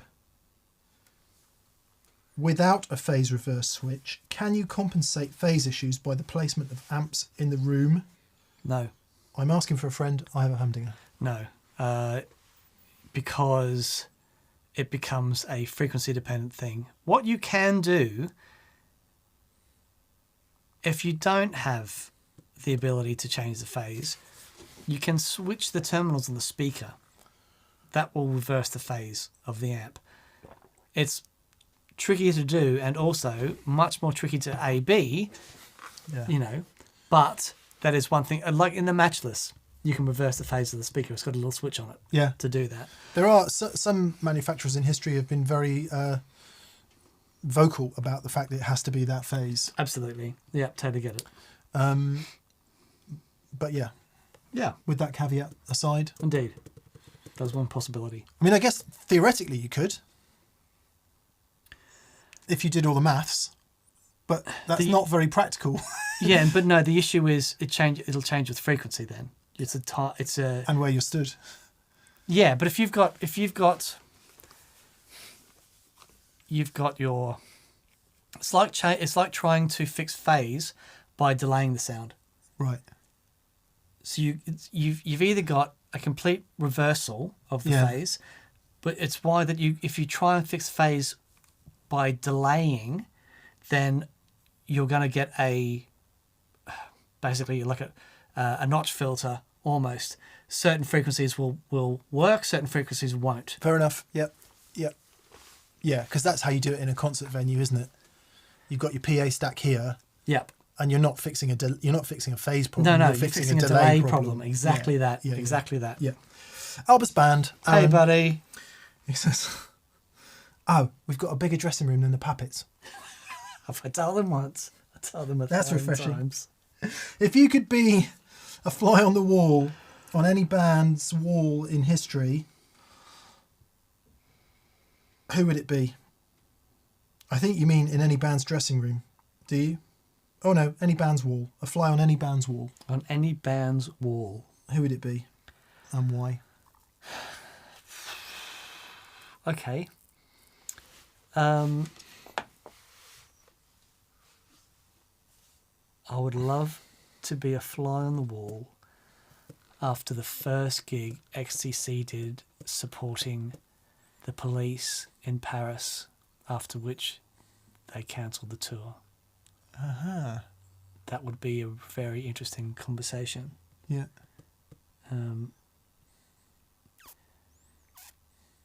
Yeah. I got two in this order. Number 2, Van Halen. I'd love to have seen the dynamic between Ed and David Lee Roth. Yeah, man. And I mean Van Halen, not Van Hagar. Yeah. I would have loved. Hagar, very good. I would love to have witnessed that. Mm-hmm. But number 1, Hendrix. Yeah, nice. Just because I'm so fascinated by the guy. Yeah. I think he was so deep in so many Man, ways. I've seen a few of his interviews, and some of his answers are like, wow. Yeah. He's so insightful and Yeah, Hendrix. beautiful. Yeah, Thanks, very Aaron. good. You always ask Ace questions. Scott Leedy. Mick, how are you coping with rising Burgundy prices? How stupid are we for picking 2 of the most expensive hobbies? Favourite wines that stick out in memory? Scott, I think you might be batting in a different league to me. Although, actually, I have just stopped buying supermarket wine. I buy my wines from this place called Naked Wines. And I don't know if I've been completely sucked in by brilliant marketing. By brilliant naked marketing. Yeah, by brilliant naked marketing. They support smaller wine growers, which I kind of quite like. I like the idea of that. And I have found that the stuff that I get from them, I much prefer to me average, what are we, £7 or £8 supermarket bottle of wine. That's. And if I'm feeling really special, I might go for the one that's reduced, that was 15 quid and is now 12 quid, like once a month. But I'm with you. So, Pinot Noir, I've stopped buying it because it's so flipping expensive. Right, really? And I didn't realise the price was going up. I just see that it is. What's interesting is, right, you go to California, and I don't know, you buy a nice Napa Valley or something like that in a restaurant, and it's like $120. Wow. And you get a fairly half decent bottle of Pinot Noir or a Cab Sauv or something from France for about half of that. Wow. And you think they've got to fly it all the way across the Atlantic, and it's way cheaper, but it's because of the amount they produce, the scarcity value. Okay. So somebody has explained it to me. Right, interesting. I'm not a wine snob. I just do like a nice glass of red wine. Yep.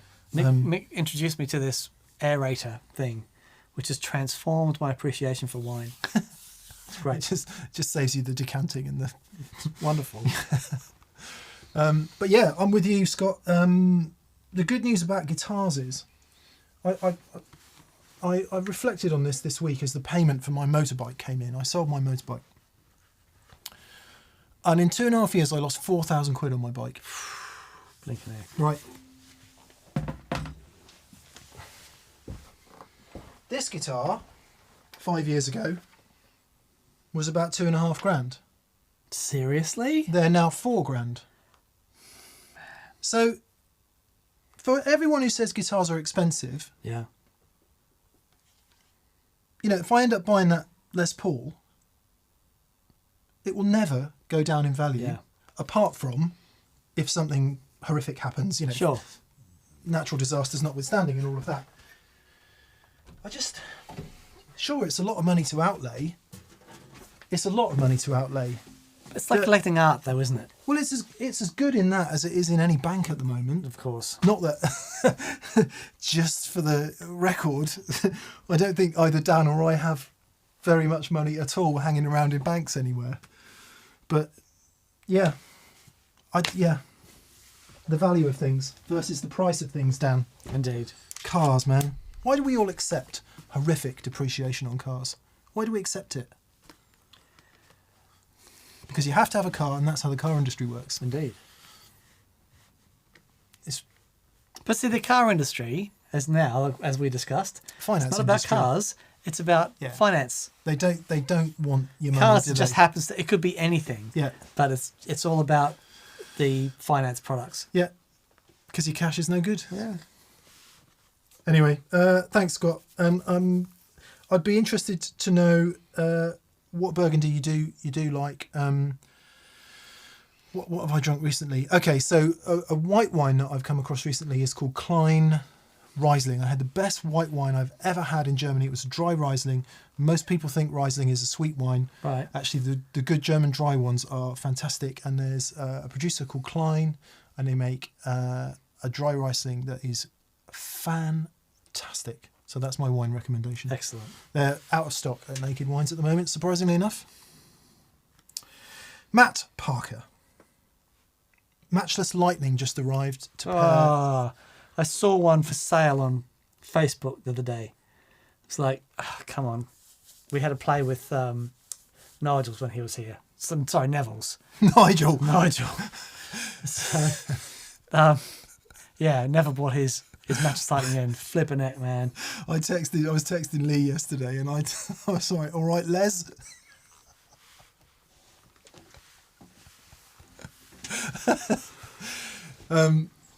Yeah, that was a Lightning Reverb. Yeah, this was Lightning Reverb for sale on What Facebook. a great sounding thing. We've got my friend Neville, who owns our friend Neville, who owns the Gold Top. Dan built his pedal board for him. We've done a video. Going to follow it up when there's a natural conclusion to it. But he brought in 2 amps, one of which was a Lightning Reverb 15, and oh my goodness, Unbelievable. Just what a fantastic sounding thing. Anyway, sorry, Matt, your question is, I've just got a Lightning to pair with a Spitfire. Stereo bliss is imminent. Maybe wet, dry, wet. Wet, dry, wet with an SLO30. God, misses. Man. Thank you for the inspiration, Leggins. Nice one, Matt. You got some Amazing. That's amazing, mate. pretty serious amperage there. Yep, lovely. Paul Matulovic. Paul, your generosity is wonderful. Thank you so much. Thanks, Paul. He says, in celebration of your weekend milestone. Oh, thank you, mate. Thank you very much. I I thought I was going to ask you about how to fix my boudoir, but it turns out the prior owner just had it tuned so dark, I can only conclude he played bass. Oh, interesting. Interesting. Is that an internal tune pot then, or is that some capacitor somewhere? Well, there's a number of different ways you can do it. Sometimes just to do the treadle. the treadle. Sometimes the treadle, it's just you can disengage the treadle and roll it forward and find it. And there it is. Ah, well, that's good, Paul. Glad you've worked that out. Anthony DeVito. Any advice for a self-taught player connecting with a teacher or local players? I'm getting some decent chops and I want to play out. Thanks, Leggins. Excellent. Good on you. Okay. Good on you. Yeah, that's awesome. My only advice for guitar teachers is find someone that you want to play like, that you hear them play and go, wow, that's really cool. I want to learn. I want to be able to do that. It's like, I'm getting jazz guitar lessons from my guitar teacher, Mark Johns, and I would give a leg to be able to play jazz like he can. Like he can, yeah. Spent a lot of time with Paul Stacey exploring his harmonic knowledge, and that's up.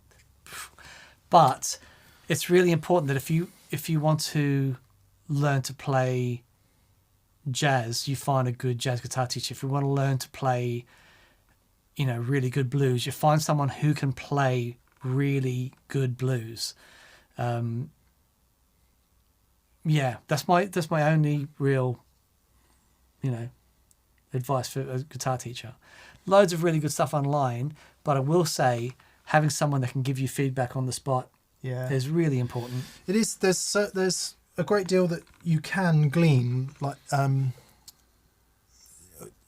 I have been known in the past to do some True Fire courses, and Robin Ford's chord theory one is really excellent. That's wonderful. And I just learned some licks off a bebop one, and they're really, really great. They're really, really great, and you can certainly learn about where to put your fingers and how to make sound a bit different. But like he just said, that one-on-one instant feedback, and sometimes I think we all think about teachers as somebody who knows a great deal and knows much more than you and can impart that knowledge. Actually, a mentor can be just as rewarding. They might not necessarily be the best guitar player in the world, but they might be able to mentor you in order for you to find your own path. So if you can't find like some genius guitar player who's going to teach you, and remember that genius guitar player might be a really dreadful communicator, so they may not be the best teacher in the world. Absolutely. But someone who's willing to work with you on a mentoring level could be just as valuable. Yeah. And I think in a sort of much less formal way, that's what you get when you just sit around jamming with mates. Yeah. You are... Like, for example, I've learnt, sat next to you, I have learnt so much about touch and tone and feel and stuff. And it's like, that sort of... But likewise, I learn harmony from you. I hear myself playing something sometime and I think, oh, well, that's just straight from Dan. Right. Because I sit here and I hear it. And those sorts of relationships are just, they're invaluable. Yeah. They're invaluable. Yeah. I mean, unfortunately, Dan and I don't really make the time to sit around and actually play. We're just usually filming the show. But I think that can be... I don't know if you had it when you were a kid, but there was three of us. Me and my mate Paul, Steve and me. And we were all utterly obsessed with guitars. And we used to sit around all the time playing guitar. Yeah. And the amount of things changed. and the amount of learning that went on. Of course. Oh man. Just doing that. Course. Anyway, so advice on finding someone. It's tough, isn't it? I guess if there are gigs on or open mic nights or anything like that, you could go and meet people. Yep. You could hang around the local music store if they're open and if COVID allows and all of that. I will say, in all my years of playing guitar and all that stuff, I don't think anyone has ever asked me to join a band. Or it's been someone asked me to join a cover band once, but all the stuff that I've done, I've gone, I want to do this, and I've gone out and done it. So if you want to get a jam together with some guys, then the impetus is on you to go out and find those people you want and say, hey, you're great. Do you want to get together and have a hit? Don't be shy about telling another guitar player or whoever, man, I'd love to get together and have a play with you, because it's so much fun. Yeah. It's funny, isn't it? Because you meet people who do that, who are just good, sort of immerse themselves in a scene. And yeah, and breaking that ice can be the tough thing, can't it? It can. But, you know, don't let that be a... if this is your passion and you want to do it,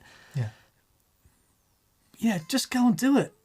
You know, if you go and see a band, or you go and go to a jam night and you see some other players, or if you've got a local pub, say, I want to put on a jam night. Yeah. You know, I think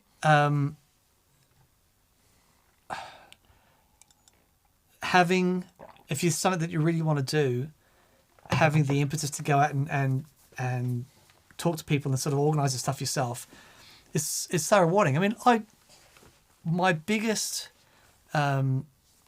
result with that stuff is, I met Dave Gregory, who was my guitar hero. Yeah.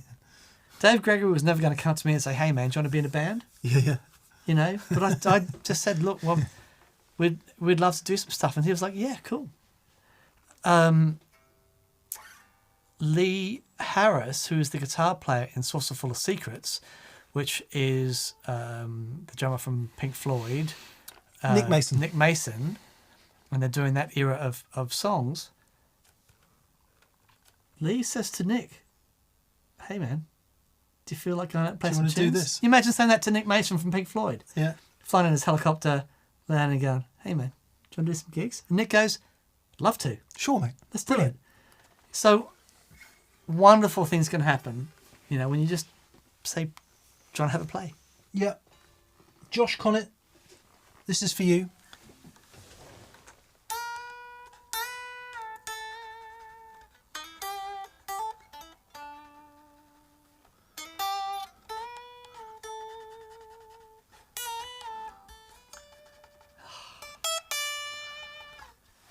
Beautiful. That's Rosie by John Mayer. Beautiful. He's talking about the dog. Ah, lovely. Look.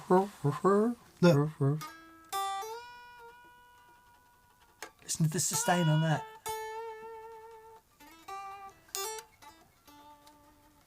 I don't know if it's in the same key, but it sounds like it's in the same key to me. In the key of G. Ebony, Rosie.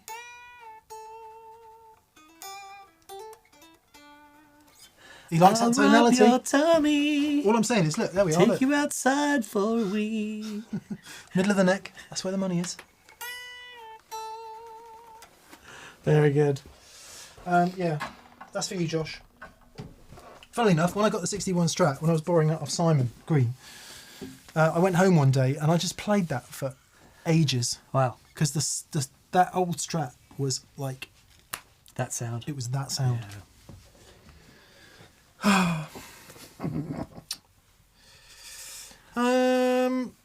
Good luck, Anthony. Yeah, good luck, mate. Good luck. Let us know how you go. Ian Glencross. Hello, Ian. Hello, Ian. New Guitar Day, Black Les Paul Studio, my first Gibson after 30 years of Fenders. Wow. Enjoy. Very good. Have fun. Enjoy. Gentle Heels, says Ranzer. Gentle Heels. Mega show on Friday. Also, thanks to you both, I've been hooked to Joey Yep. Landreth, Biffy, Clyro, Nice. and Doyle Bramall after years of not finding any new music to enjoy. Thank Ah, wonderful. you. P.S. My cup of tone should be here any day now. Lovely good. Thanks Lovely for buying one, Ran. That's very Very kind good. of you. Yeah, there's a lot of listening there. I'm going to throw out another recommendation. I was talking to Joey last week, and he's been doing some work with an artist called Leith Ross. Oh, wow. Not They left the van out. not heavy guitar music at all. Very, very open and honest singer-songwriter. Oh my God. Wow. Sometimes you hear an artist, you just believe them. Sure. And it's just so, they just lay it all out and they go, there you go. This is me. Yep. Idols. Okay. So entirely different approach, Yep. but the same result. Yep. Connection. That's it, man. It's all about that. So I'm going to say Leith Ross to you. Yep. If you like your singer-songwriters, which I do. Yep. Um, If you want to sing songs and get angry. yeah, idols. Idols. Cool. Gary Stewart. Hello, Gary. Hey, Gary. I'm really enjoying the Collision Devices Black Hole Symmetry, Nice. which is first delay and reverb in an amazing ambient pedal. Wow. Are there pedals with 2 or 3 effects in a single unit that you would recommend? Interesting. Okay. There's some modulation pedals that I really like, the 2 or 3. So there is the Jam Pedals Ripley 4, which is the chorus and phaser in one. There's also, do I have it here?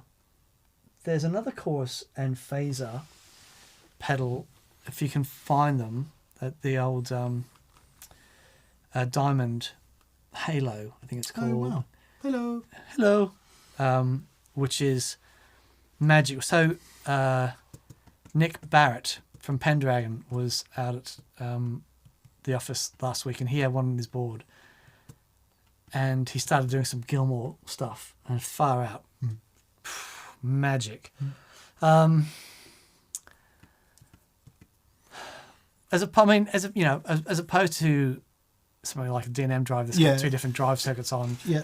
So, sort of complementing There effects. are quite a lot of reverb and tremolo pedals that are brilliant. So the J-Rocket Mr. Moto Yep. is fab. Obviously the Strymon Flint Yep. is fantastic.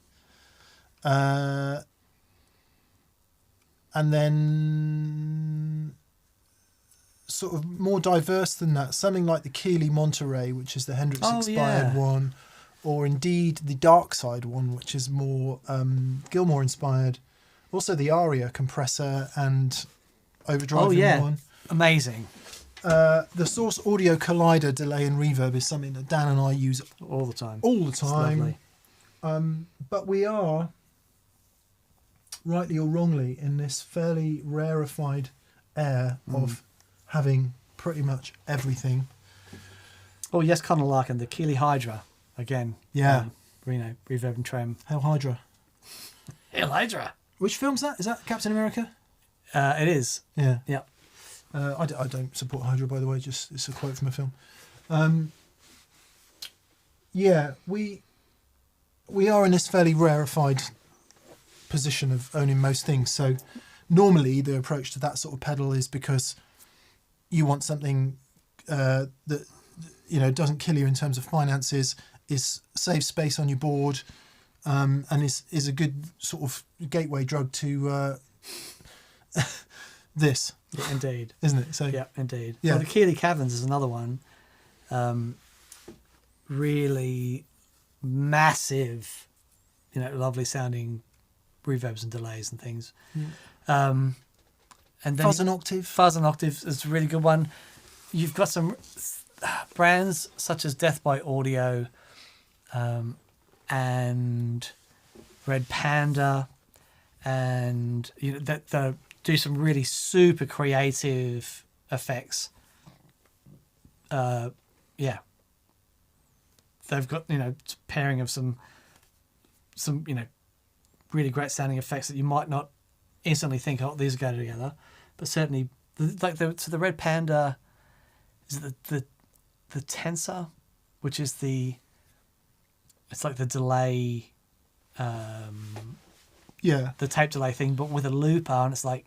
Wasn't Joe using that for a minute? Oh no, he was using the Take 5, wasn't he? Was Take it called 5 Take and the blooper and the mood. Yeah.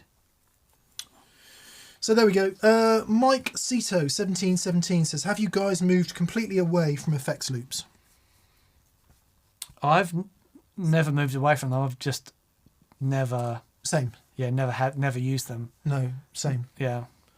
Reason being, we use pretty much exclusively analog drives, modulations, and all that stuff that add colour and interest and harmonic interest when you shove them into the front of an amp that's just on the edge. Yeah. And that's where Dan and I live, like clean to just overdriving a bit.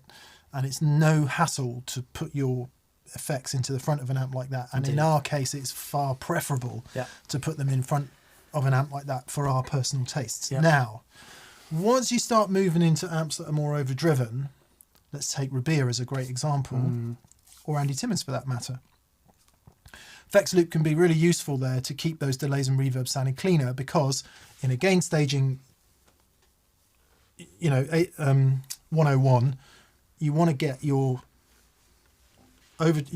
wet effects, your delays and your reverbs after overdrive, right? Generally, yeah. So for the sort of playing that we do, there are exceptions to that. Let's take shoegaze, for example, where you might want your delays and reverbs in front. But for the majority of stuff, to keep the delays and reverbs sounding clean, you want them after overdrive. Now, if your amp is overdrive in the preamp section, you want them after the overdrive, which means they have to go in the effects loop. For me and Dan, they do come after our overdrives because most of the overdrives are on the board. Yep. And the amp actually isn't overdriving that much. So going into the front end is kind of where they work best for us anyway. Further to that, with stuff like phasers, flangers and vibes, quite often preferable before overdrive. Yep. For Dan's tastes, and vibe after fuzz before overdrive is the sort of classic place for it. Mm-hmm. Once you start getting into digital world with loads of clean sounding modulation effects, if you use those kind of things, then yeah, can be better after your overdrives. But so yeah, it's not that we've moved away from loops, we've just never really used them. Yeah. I really love what the first preamp section does to a clean tone in an amp that's got enough headroom. I've always really liked that. Yeah. Just adds a bit of a vibe. And I actually like the mess that it makes. Yeah, right. So the amp on its own is just overdriving. Yeah, and if you hit it with a Les Paul or a humbucker, it overdrives in a kind of very musical way. Pre-classic rock kind of way. So, it's overdriving, but not very much. And I love the way the delays get raggedy around the edges, and they just add a vibe to the whole thing. Indeed. Yeah. Lovely. Yeah. Chris Turner. Hey, Hello, Chris. For Christmas this year, my wife bought me a load of TrueFire courses. Nice. Oh, fantastic. Watch out for my Brazilian jazz bluegrass triple album. Yeah, man. Bring it on. It's the TrueFire platform. I mean, I'm sure that other platforms are as good, but the TrueFire platform for learning is blinking brilliant. Yeah, it's wonderful. I love the ways you can organise your windows so that you can prioritise certain things if you want to see them bigger, and really great. Yeah. Excellent. Big shout out to TrueFire. Congrats, Chris. We hope that's pushing you forward. Steve Mass. Hello, Steve. Have you ever heard All Blues by Peter Frampton? Heard about it in his memoir. Surprised me how good it is. Good vocals, great tones, tasty playing. No. I saw this documentary on Peter Frampton getting his Les Paul back after the flight and stuff, and he was just doing some playing on that, and I thought, wow, because I've never really, apart from his massive live album, all that stuff, which is, considering that's all done live, it's pretty stellar. But just hearing him noodle around going, far out, man, he's great. And then I saw a clip of him playing with Joe Bonamassa. I was like, super tasty. So it doesn't surprise me at all that he would do a killer version of All Blues. Yeah, nice. I don't know if it's just a track or a whole album.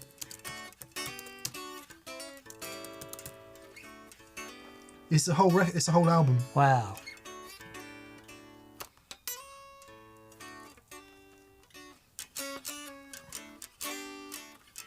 Wow.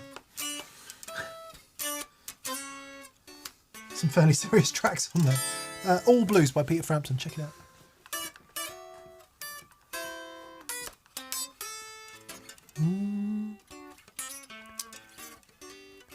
Who's your favourite All Blues version then? Kind of Blue, Miles Davis. Yeah. What about guitar player? Kind of Blue, Miles Davis. Phil Upchurch did a good version of it years ago. I quite liked it. Okay. I think. Yeah. Hard to look past Miles, though, eh? Noah Bottimer. Oh, no, Mike 2203 fan. Mike, how are you? He says, new guitar day, Gibson 335 60s in cherry. Ah, man. I love it. The setup is pretty good for an online bought Gibbo. No questions today, just keep on rocking. Oh, cheers, mate. Thank Cheers, you. Mike. I hope you're enjoying that. Yeah, lovely. What a fun guitar. Whenever I play Mix 335, I'm like, this is a guitar at some point I have to purchase. Dear Neville is putting Lola low wind Imperials in his. Oh, okay. So for those of you who know about 335s, and even if you don't, you've got the sort of 63 style, which is the block inlays, the one that Clapton played. His was a 64, I think, with the sharper horns. That's the one classic 335, and the other is mine, which is the 59 to 61 style, with the dot inlays and the what they call the Mickey Mouse ears, the slightly rounder ears.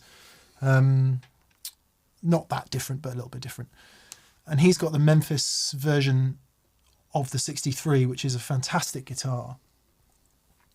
And I've been really toying with whether to put low wind Imperials in mine, because I just want it to be a bit lighter sounding. Right.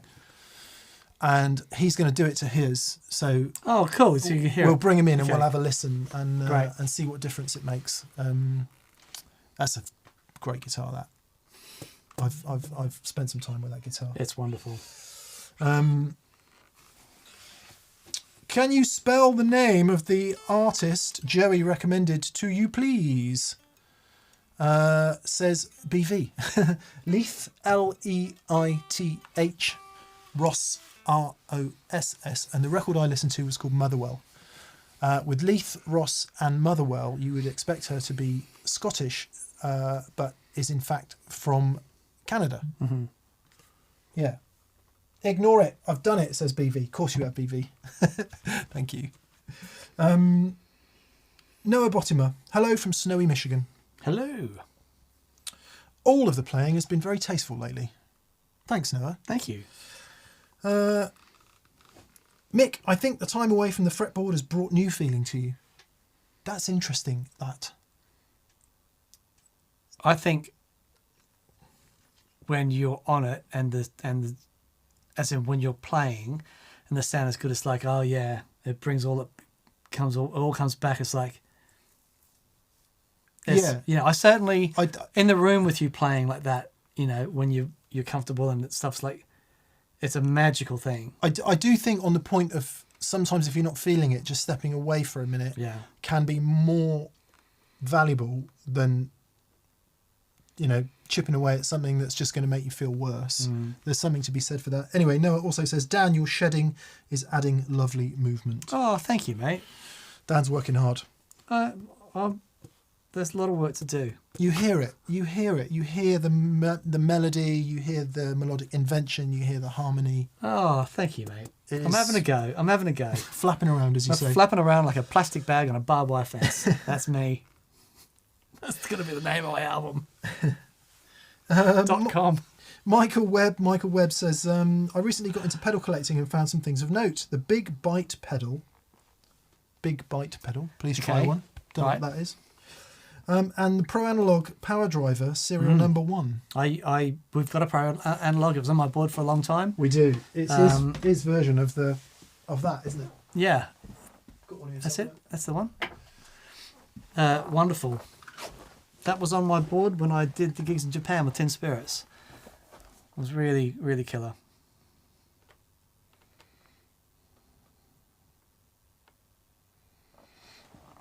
I was shaking it about there as if there'd be some sort of comedy sound effect. Like something like that. Or something like this.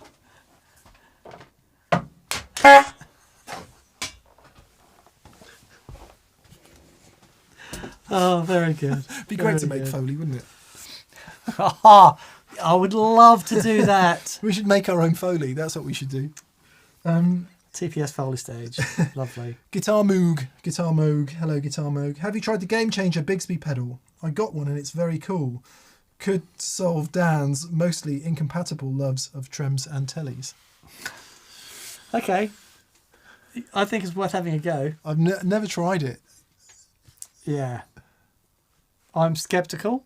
Me too. So let's give it a go. But everything Game Changer have made has been brilliant, so why not? Fascinating. Have you seen their analog synth they made? No. Oh, man, I'll send you a video of it. It's all mechanical. And you see the little wheels and stuff spinning. It's incredible. Really clever, those guys. Yeah, they're just wonderfully innovative. Wonderful. Got to be a good thing. Yeah. The Buddy system. Buddy system. Modern alternative to a 50-watt JCM 800, please, preferably smaller. Have a look at some of the Friedman options. Also, Marshall do a range of amps called the Studio, very good. which there's an 800 version of that, I think. Yep. 20 watts. Who else is there on that? I would just stop right there. Yeah, I think so. Okay, great. Marshall make, I think it's the SV Studio Vintage, maybe they're called, or something like that. 20-watt versions of classic amps, and I'm pretty sure they do an 800 type one. Yeah. But as Dan says, a little bit higher up the food chain is whatever Friedman offers in that world. Yeah. David Friedman his understanding of the Marshall circuit sound feel is unparalleled. And it is quite interesting because a bit like Plexis, what do you want in an 800? Do you want the sound of a cranked 800? Yeah. Because that's not the same thing as an 800 not cranked. Yeah, totally. So it might sound like a ridiculous thing to say, but a lot of people buy Plexis thinking, oh wow, I'm going to sound like a Marshall Plexi. Plug it in and go, my eyes are popping out. Yeah. And it's like, it only sounds like the Plexi if you wind it up. So, a smaller one makes a lot of sense for that reason, I guess. TSS Recordings. I have the Bob Weir Signature Semi. I adore this guitar, but I want to upgrade the pickups. I'm a blues and fuzz heavy player. Any recommendations? Who makes that guitar then? I don't know. I thought that would have the Analog Man neck. The Analog Man set from Bob Weir, Bedford. So presumably you mean this guitar by D'Angelico. Oh, okay. All right.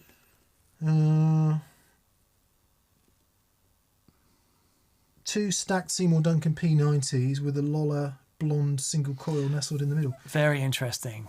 Very interesting. So the stacked thing is really, the Seymour Duncan stacked pickups are really great. You could go for a more authentic Jazz Masters type thing.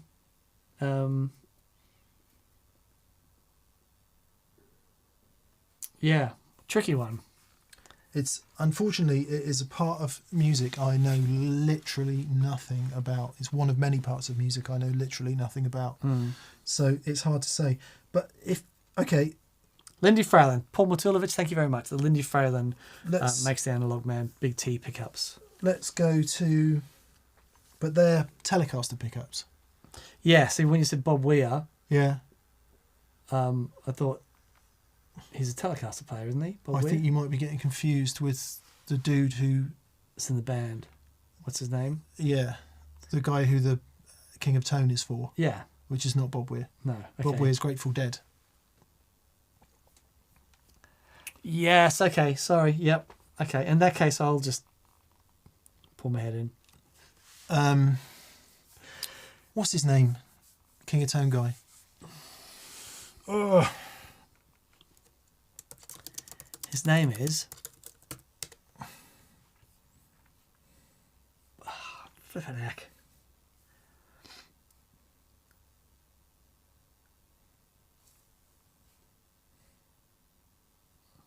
Jim Wilder. Jim Wider.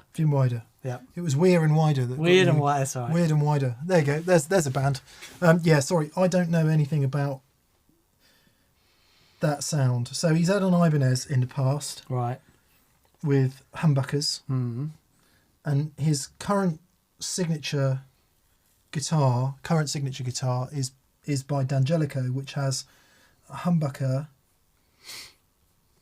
and 2 P90s. No, has 2 P90s and a single coil. Okay, but are they the single duck and stacked? They are. Right, okay. We think you're talking about this. Yeah. I mean, the offsets, they can be wonderful with fuzz. I don't know, I'd have a chat to whoever makes that guitar to see what other options they have.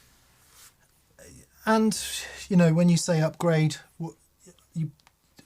if you have any specific requirements in mind, does it need to be louder? Does it need to be quieter? Does it need to hum less? What do you want about it to be upgraded? Because, you know, they're pretty serious pickups. Yeah. Everything that's in that guitar. Yeah. So, yeah. Yeah, best of luck there, mate. Except you're saying it's a semi-hollow, so it's not that guitar at all. It's, yeah. Sorry, we're really confused. Oh, here we go. Here we go. Premier Bob Weir. Oh. Semi-hollow in matte stone. Apologies. Oh, okay. I do believe you're talking about this guitar.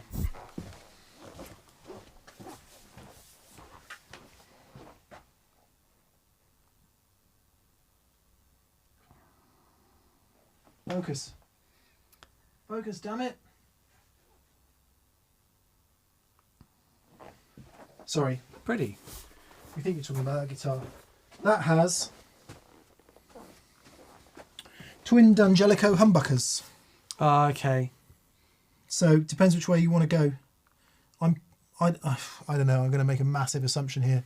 Classic dead tones. I would imagine fairly high output pickups. Oh, really? Just because of the era of guitars they were using. Okay. If you think about the Ibanez he was using, they would have had fairly high output I guess. pickups at Yeah, that point. right. But The yeah, the alembic guitar. I think we should shut up Yeah, yeah. because we clearly don't know. Yeah. Best of luck. Yeah. It's tricky when we don't know those instruments. Yeah.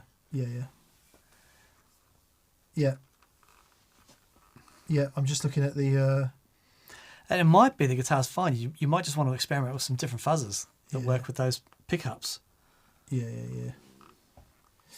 I was just seeing if anything interesting was coming through in the general chat. Negatory. Right. Moving on. Sorry we couldn't be of more help. Yeah, mate.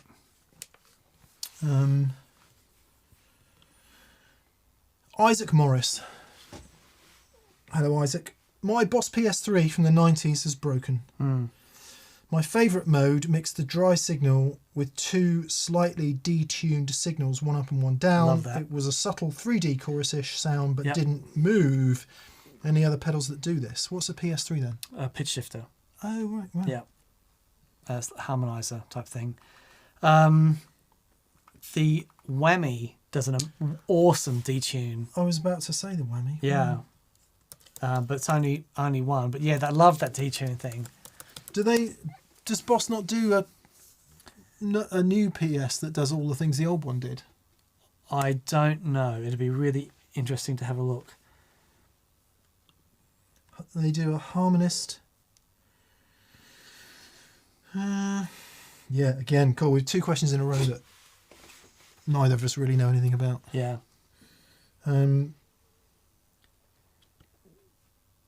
So those sorts of pitch shifty, the harmonizing things I get through an Eventide H9, and they work really well. But the Boss thing does have a sound of its own.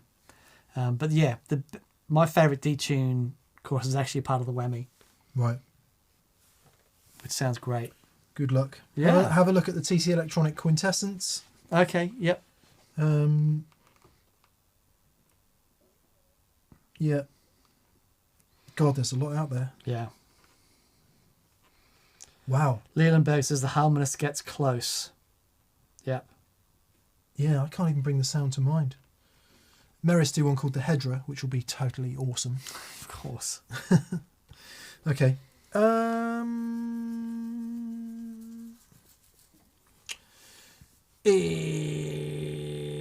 Brandon Criswell. Hello, Brandon. Hello, Brandon. Two-piece band. The singer plays a floor tom. Excellent. There's a great opening line for a song. Singer plays a floor tom. How long can this go on? Dun, dun, dun, dun, dun. Psychedelic folk. I've two Messer Fillmores, 25 and 50 watt. Wondering if wet, dry or stereo. I like stereo to get a spacious sound, but wonder if two of the same amp would be better. The only way is to experiment, because it depends on what's going to work for you. The wet dry thing is epic, but it might be that a massive stereo thing is what you need to sound great. Yeah. You can do both, you know. You can have some effects wet dry and some effects stereo. It is possible. It might be that you want just a delay going to one amplifier, but reverb going to both. There's a million different ways to do it. Just experiment and see what works in that particular lineup. I'd love to hear that, though. That is bonkers. Yeah. It's great. Excellent. Nice one, Brandon. I like the idea of the singer. Like, does he have it on a thing, like there, or does he have it in front of him? How does that work? Or does he have it there on the floor? But can he play it in time and sing? I've got so many questions about this. There was a really great band in Brisbane where the drummer stood up and used the floor tom as his kick, like a detuned 18-inch floor tom. So, and it was like flippin' awesome. That was Nice. great fun. Nice.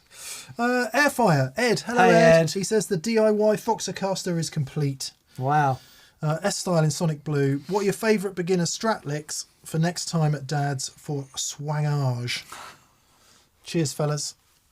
Okay, Strat licks then. Let's go with...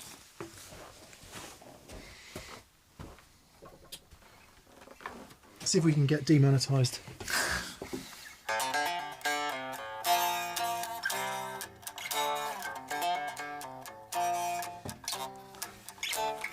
So we'll go with Layla, yeah? And that's the rhythm part. Okay. And you could go up there.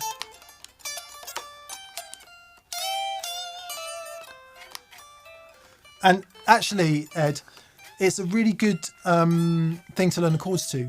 There's some lovely chords in that. Because then when it goes... What did it do? I don't know what the first chord is, but it goes to... What are you doing? You get lonely. So it kind of... It's the riff begins on C. Right. Sorry, D. What are you doing? You get lonely. So it's good to work the keys out. So see if we get demonetised by that. So Layla. Then we'll go with the beginning of Gravity by John Mayer, right? Which is also a good string bending exercise.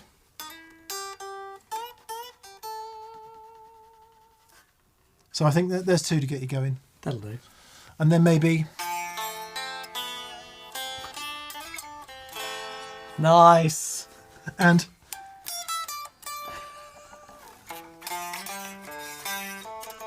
He's off.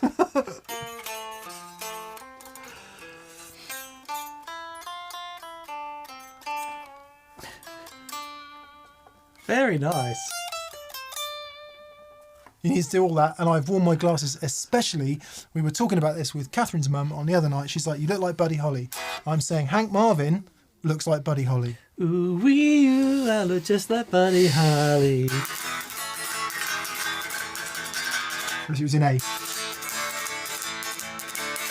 Legacy, I love you.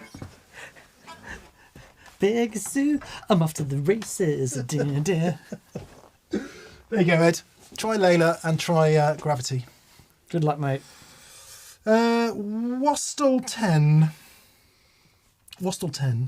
Thanks for the help with the AC15 boosting last time. My Boss G7 is on the way. Excellent. Meanwhile, pairing it with my old Marshall Valve State 80 wet dry sounds killer and gives me enough lift.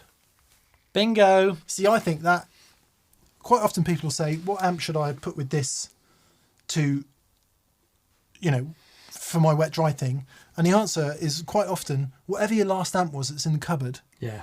that you don't really use anymore and you haven't got around to selling on eBay. Use that. Yep. It'll be brilliant. Yep. Totally. Yeah. Craig Montgomery. Hello, Craig. Hello, Craig. Cuffs and toes. Very good. I own a Tone King Sky King. Yes, you do. Yeah, you do. Come on. The original version. The manual suggests a change of output from 8 to 4 ohms when attenuated to the max. Is this the same for other amps? Depends on how they're doing the attenuation.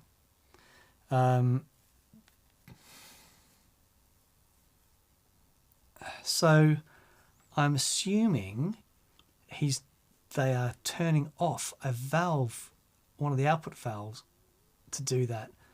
Or they're going, I'm not sure, going single-ended to change the output impedance. Yeah, I'm not sure. It all depends on the way that the attenuation. Like generally, no. You'd have to. What would it be? Would it be grounding one of the out? Yeah. What I said. All depends on the way that they're doing it. Yeah. If they're just reducing the plate voltage to the output valves, if you've got a pair of output valves, they're just reducing the plate voltage, then no. But if what's happening is at the end, one of the valves is being disconnected, then that will change the output impedance. But I'm guessing here. I don't know. I don't know the amp. Yeah, I don't understand that. Yeah. Yeah. I see everything twice. Hi, leg ends. If a hypothetical tyrant decreed you could only use the same two boss pedals for all your dirt sounds for the rest of your days, which ones would they be? Would it make you play less? I would organise a revolt against this tyrannical tyrant. I'd be pretty happy with that. What would you get? BD2 and SD1. But no, you got to have the same two. I think he means the same two boss pedals. Does it mean you've got to have two of the same? Yeah. Or does it mean you've got to have... I thought that's what he meant. You've got to have two of the same boss Okay, well, if pedals. you could have two different ones, what would they be? For the gain ones, I would probably have BD2, because I like that. And...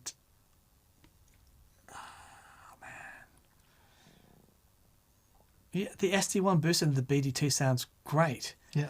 Part of me does love the old DS1 though. Yeah. So if you had to have DS1, come on, Blues Driver DS1. Blues Driver DS1, yeah, I'd go Blues Driver SD1. If they had to be two of the same, Blues Driver. Tricky though, because I couldn't stack. I could have two separate sounds. No, I could. I guess with the tone control. Am I allowed to mod one of the Blues Drivers? Yeah, I'd probably still have to go Blues Driver. yeah, SD1 for me. Right. It would be the Wazza version if that's all right. Cool. The two metal zones, obviously. Right. In fact, you could do flipping great noises with two metal zones. In all seriousness. There you go. In all seriousness. I like that. Because you've got that tunable EQ. Yep. Two metal zones. There you go. Genuine answer.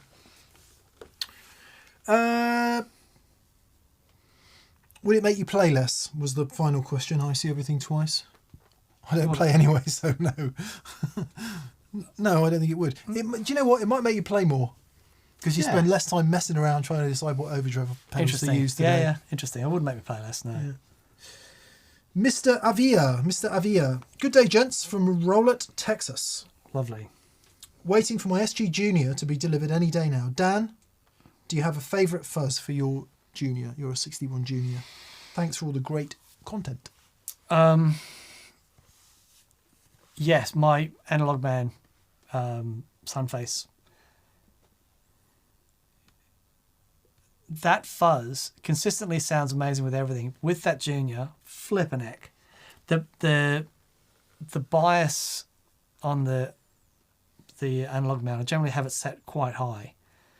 And the old P9 is in that thing. It just rips. I love it. Yeah. I'm a fan of the tone bender type thing with that guitar as well. Yeah. Where it just gets rid of some of the bass. Yeah. very cool sound. But yeah. Perilous Temple, hi from Mississippi. A home of blues and so much more. Indeed it is, Perilous. Lovely. Mick, have you tasted the rest of the Isbell 400 unit offerings?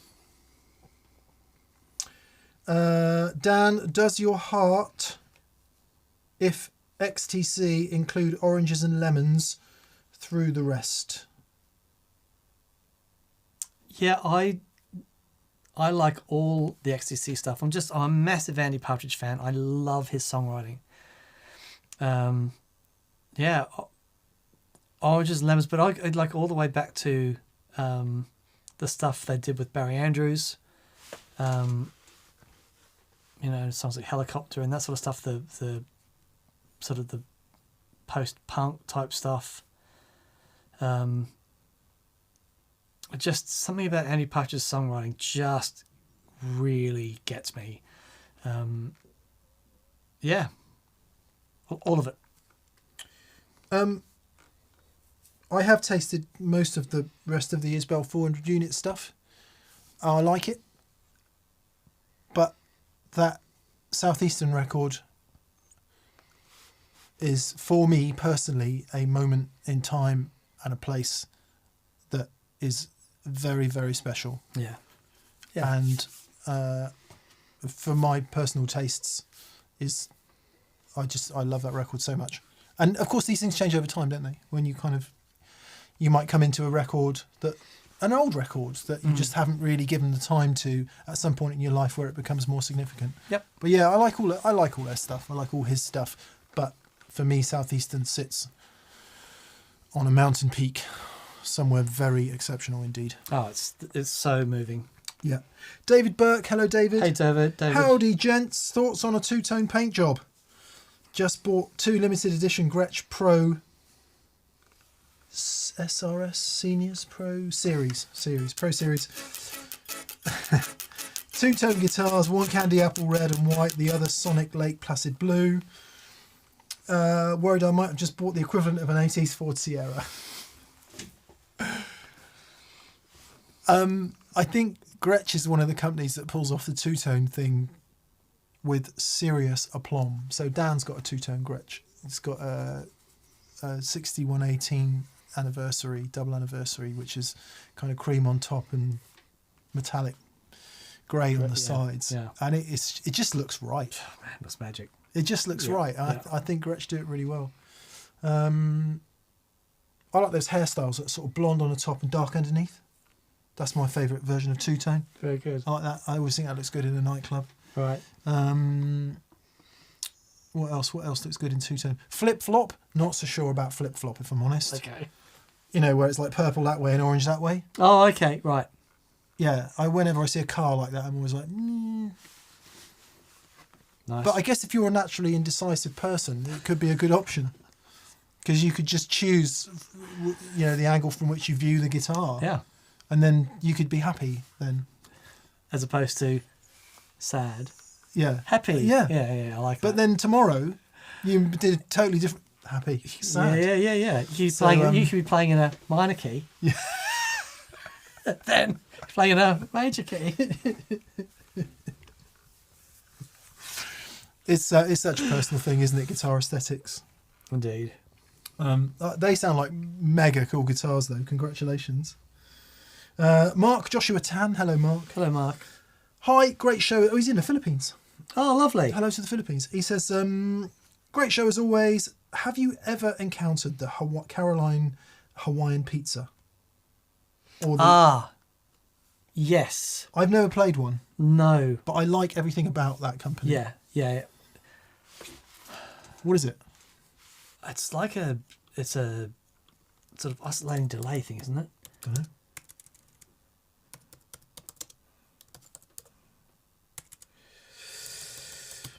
Really great thing. David Attenborough was in Hawaii yesterday. Right. Talking about how they're trying to fix some of the natural vegetation. So they have a couple of invasive species and some other issues with some plant life there. And these flipping people fly around in helicopters, shoot these plants in the stem with paintball guns with various herbicides and other things in them, which are there to improve the natural ecostructure of the fauna. Right. It's like, wow. I mean, who would even think about that? So they're replacing this really devastated environ with By shooting them up dudes with flying paintballs. around in helicopters with paintball guns. Yeah. I'm an environmentalist. It's a fuzz and an overdrive. Is Oh, the is it? Hawaiian Oh, pizza. okay. All right. Yeah, I'd love to hear that. I'd Yeah. really love to hear that. Yeah, their stuff is wonderful. Yeah. Bev's on. Yes, TTS Recordings was talking about the semi-hollow, which has replica 59 humbuckers in it currently. Yeah, I don't know if you could really... Because we don't know the guitar. Yeah, and it's impossible to... in which direction you want it to go. Yeah. It might be that you prefer some much more modern sounding, higher output pickups. Yeah. Which could be possible. Or you might... I mean, 59 replicas, they're going to be fairly vintagey sounding, I would have thought. So, yeah. Yeah, best of luck, mate. Just experiment. But before you experiment, have some idea of what it is you want. Yeah. Yeah. MXR Il Torino. Indeed, we have played the MXR Il Torino because it was designed by Carlos Serracio. Or Carlo. Is it Carlo or Carlos? I think it's Carlo Serracio, who we met in Italy, who was a very lovely guy. Yeah. So we have played that. Yeah. I think, if I'm remembering correctly. ATB Pop. Mick, thoughts on the Jazzmaster Tremolo, both for its own sake and as compared to the Strat Trem?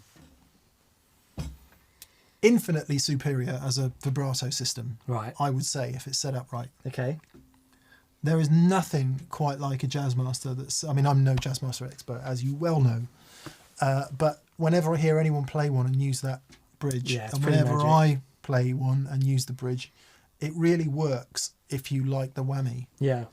Whereas the Strat, you need to fettle the Strat very sensitively Yeah. if you want that trem to work properly, the vintage style one Yeah. anyway. So yeah, I mean, infinitely superior as a vibrato system. And I think they who designed it would probably agree with that. Indeed. Yeah. Yeah, it's a great I great missed it. system. We should get it out again.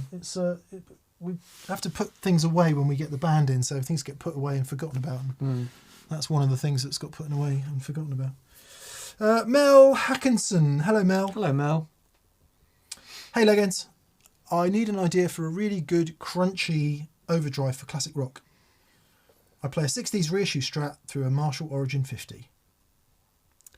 There it is. OCD. Yep. Full tone OCD Yep. in the HP mode. Yep. That's really killer. Really great. Perfect for that, in fact. Yep. Slightly more out there, and you've got to be a bit careful with the settings, is the Thorpe Warthog. Yeah.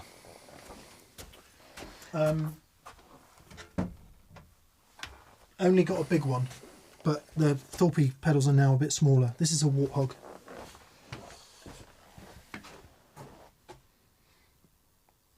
Come on, focus. Focus! Damn you! It's only an eye.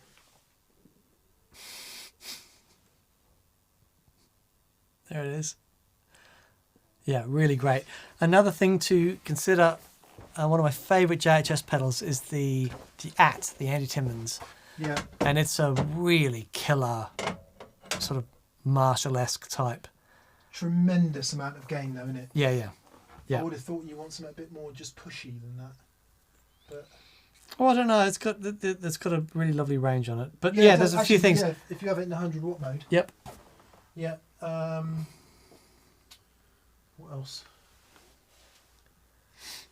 Yeah, either of those two. There's so many. Watch the show from Friday. One of those things might tickle your fancy. Because with the, did you say it's an Origin 50? Yeah, with the Origin 50, that will break up quite nicely quite early. Right. And if you add too much overdrive into that, it'll get squishy. Yeah, right. And you want to retain the crunch. Yep. So it might be that a nicely tuned boost could be just as good Yeah. for that job. And because it's a Marshall, getting it to break up, it'll just sound more Marshally. Yeah, which is like, Yeah. isn't that what we all want? Yep. That's what I want. Fabulous. And controversially, fuzz face. Get a fuzz face, and if you've got a Strat, you've got everything from squeaky clean to pretty thick fuzz and then lovely on the edge overdrive. It's all there. Yep. You've got to be on the volume control like with nanometer precision, but yeah. Cool. And then of course you can be Jimmy, which we all want to be. Right. Good. I believe that's us, Daniel. Okay. We've Wonderful. gone on a bit long tonight. Yep. But it's all good. Thank you all so much for joining us. Being among friends, we like it. Yeah, lovely. We Lovely. like it. This is why we've got 1 billion minutes watched, because we just go on and on. Yeah. Exotic SL drive, says Larive Man. Yeah, that's a good shout, Very actually. nice. That's a nice... Very nice. just in case you didn't get that, Exotic Pedals SL drive. Yep.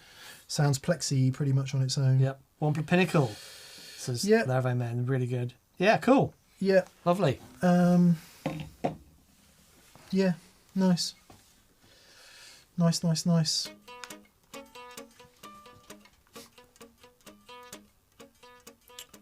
Good. Right. Play us out then, Dan. So we'll see you on Friday. What you saw on last Friday for overdrives, we do the same thing for boosts. This coming Friday, we talk about some boosts. There's some interesting boosts that have come out recently, not least the Source Audio Zio, and a couple of others. So that's what you can expect this Friday.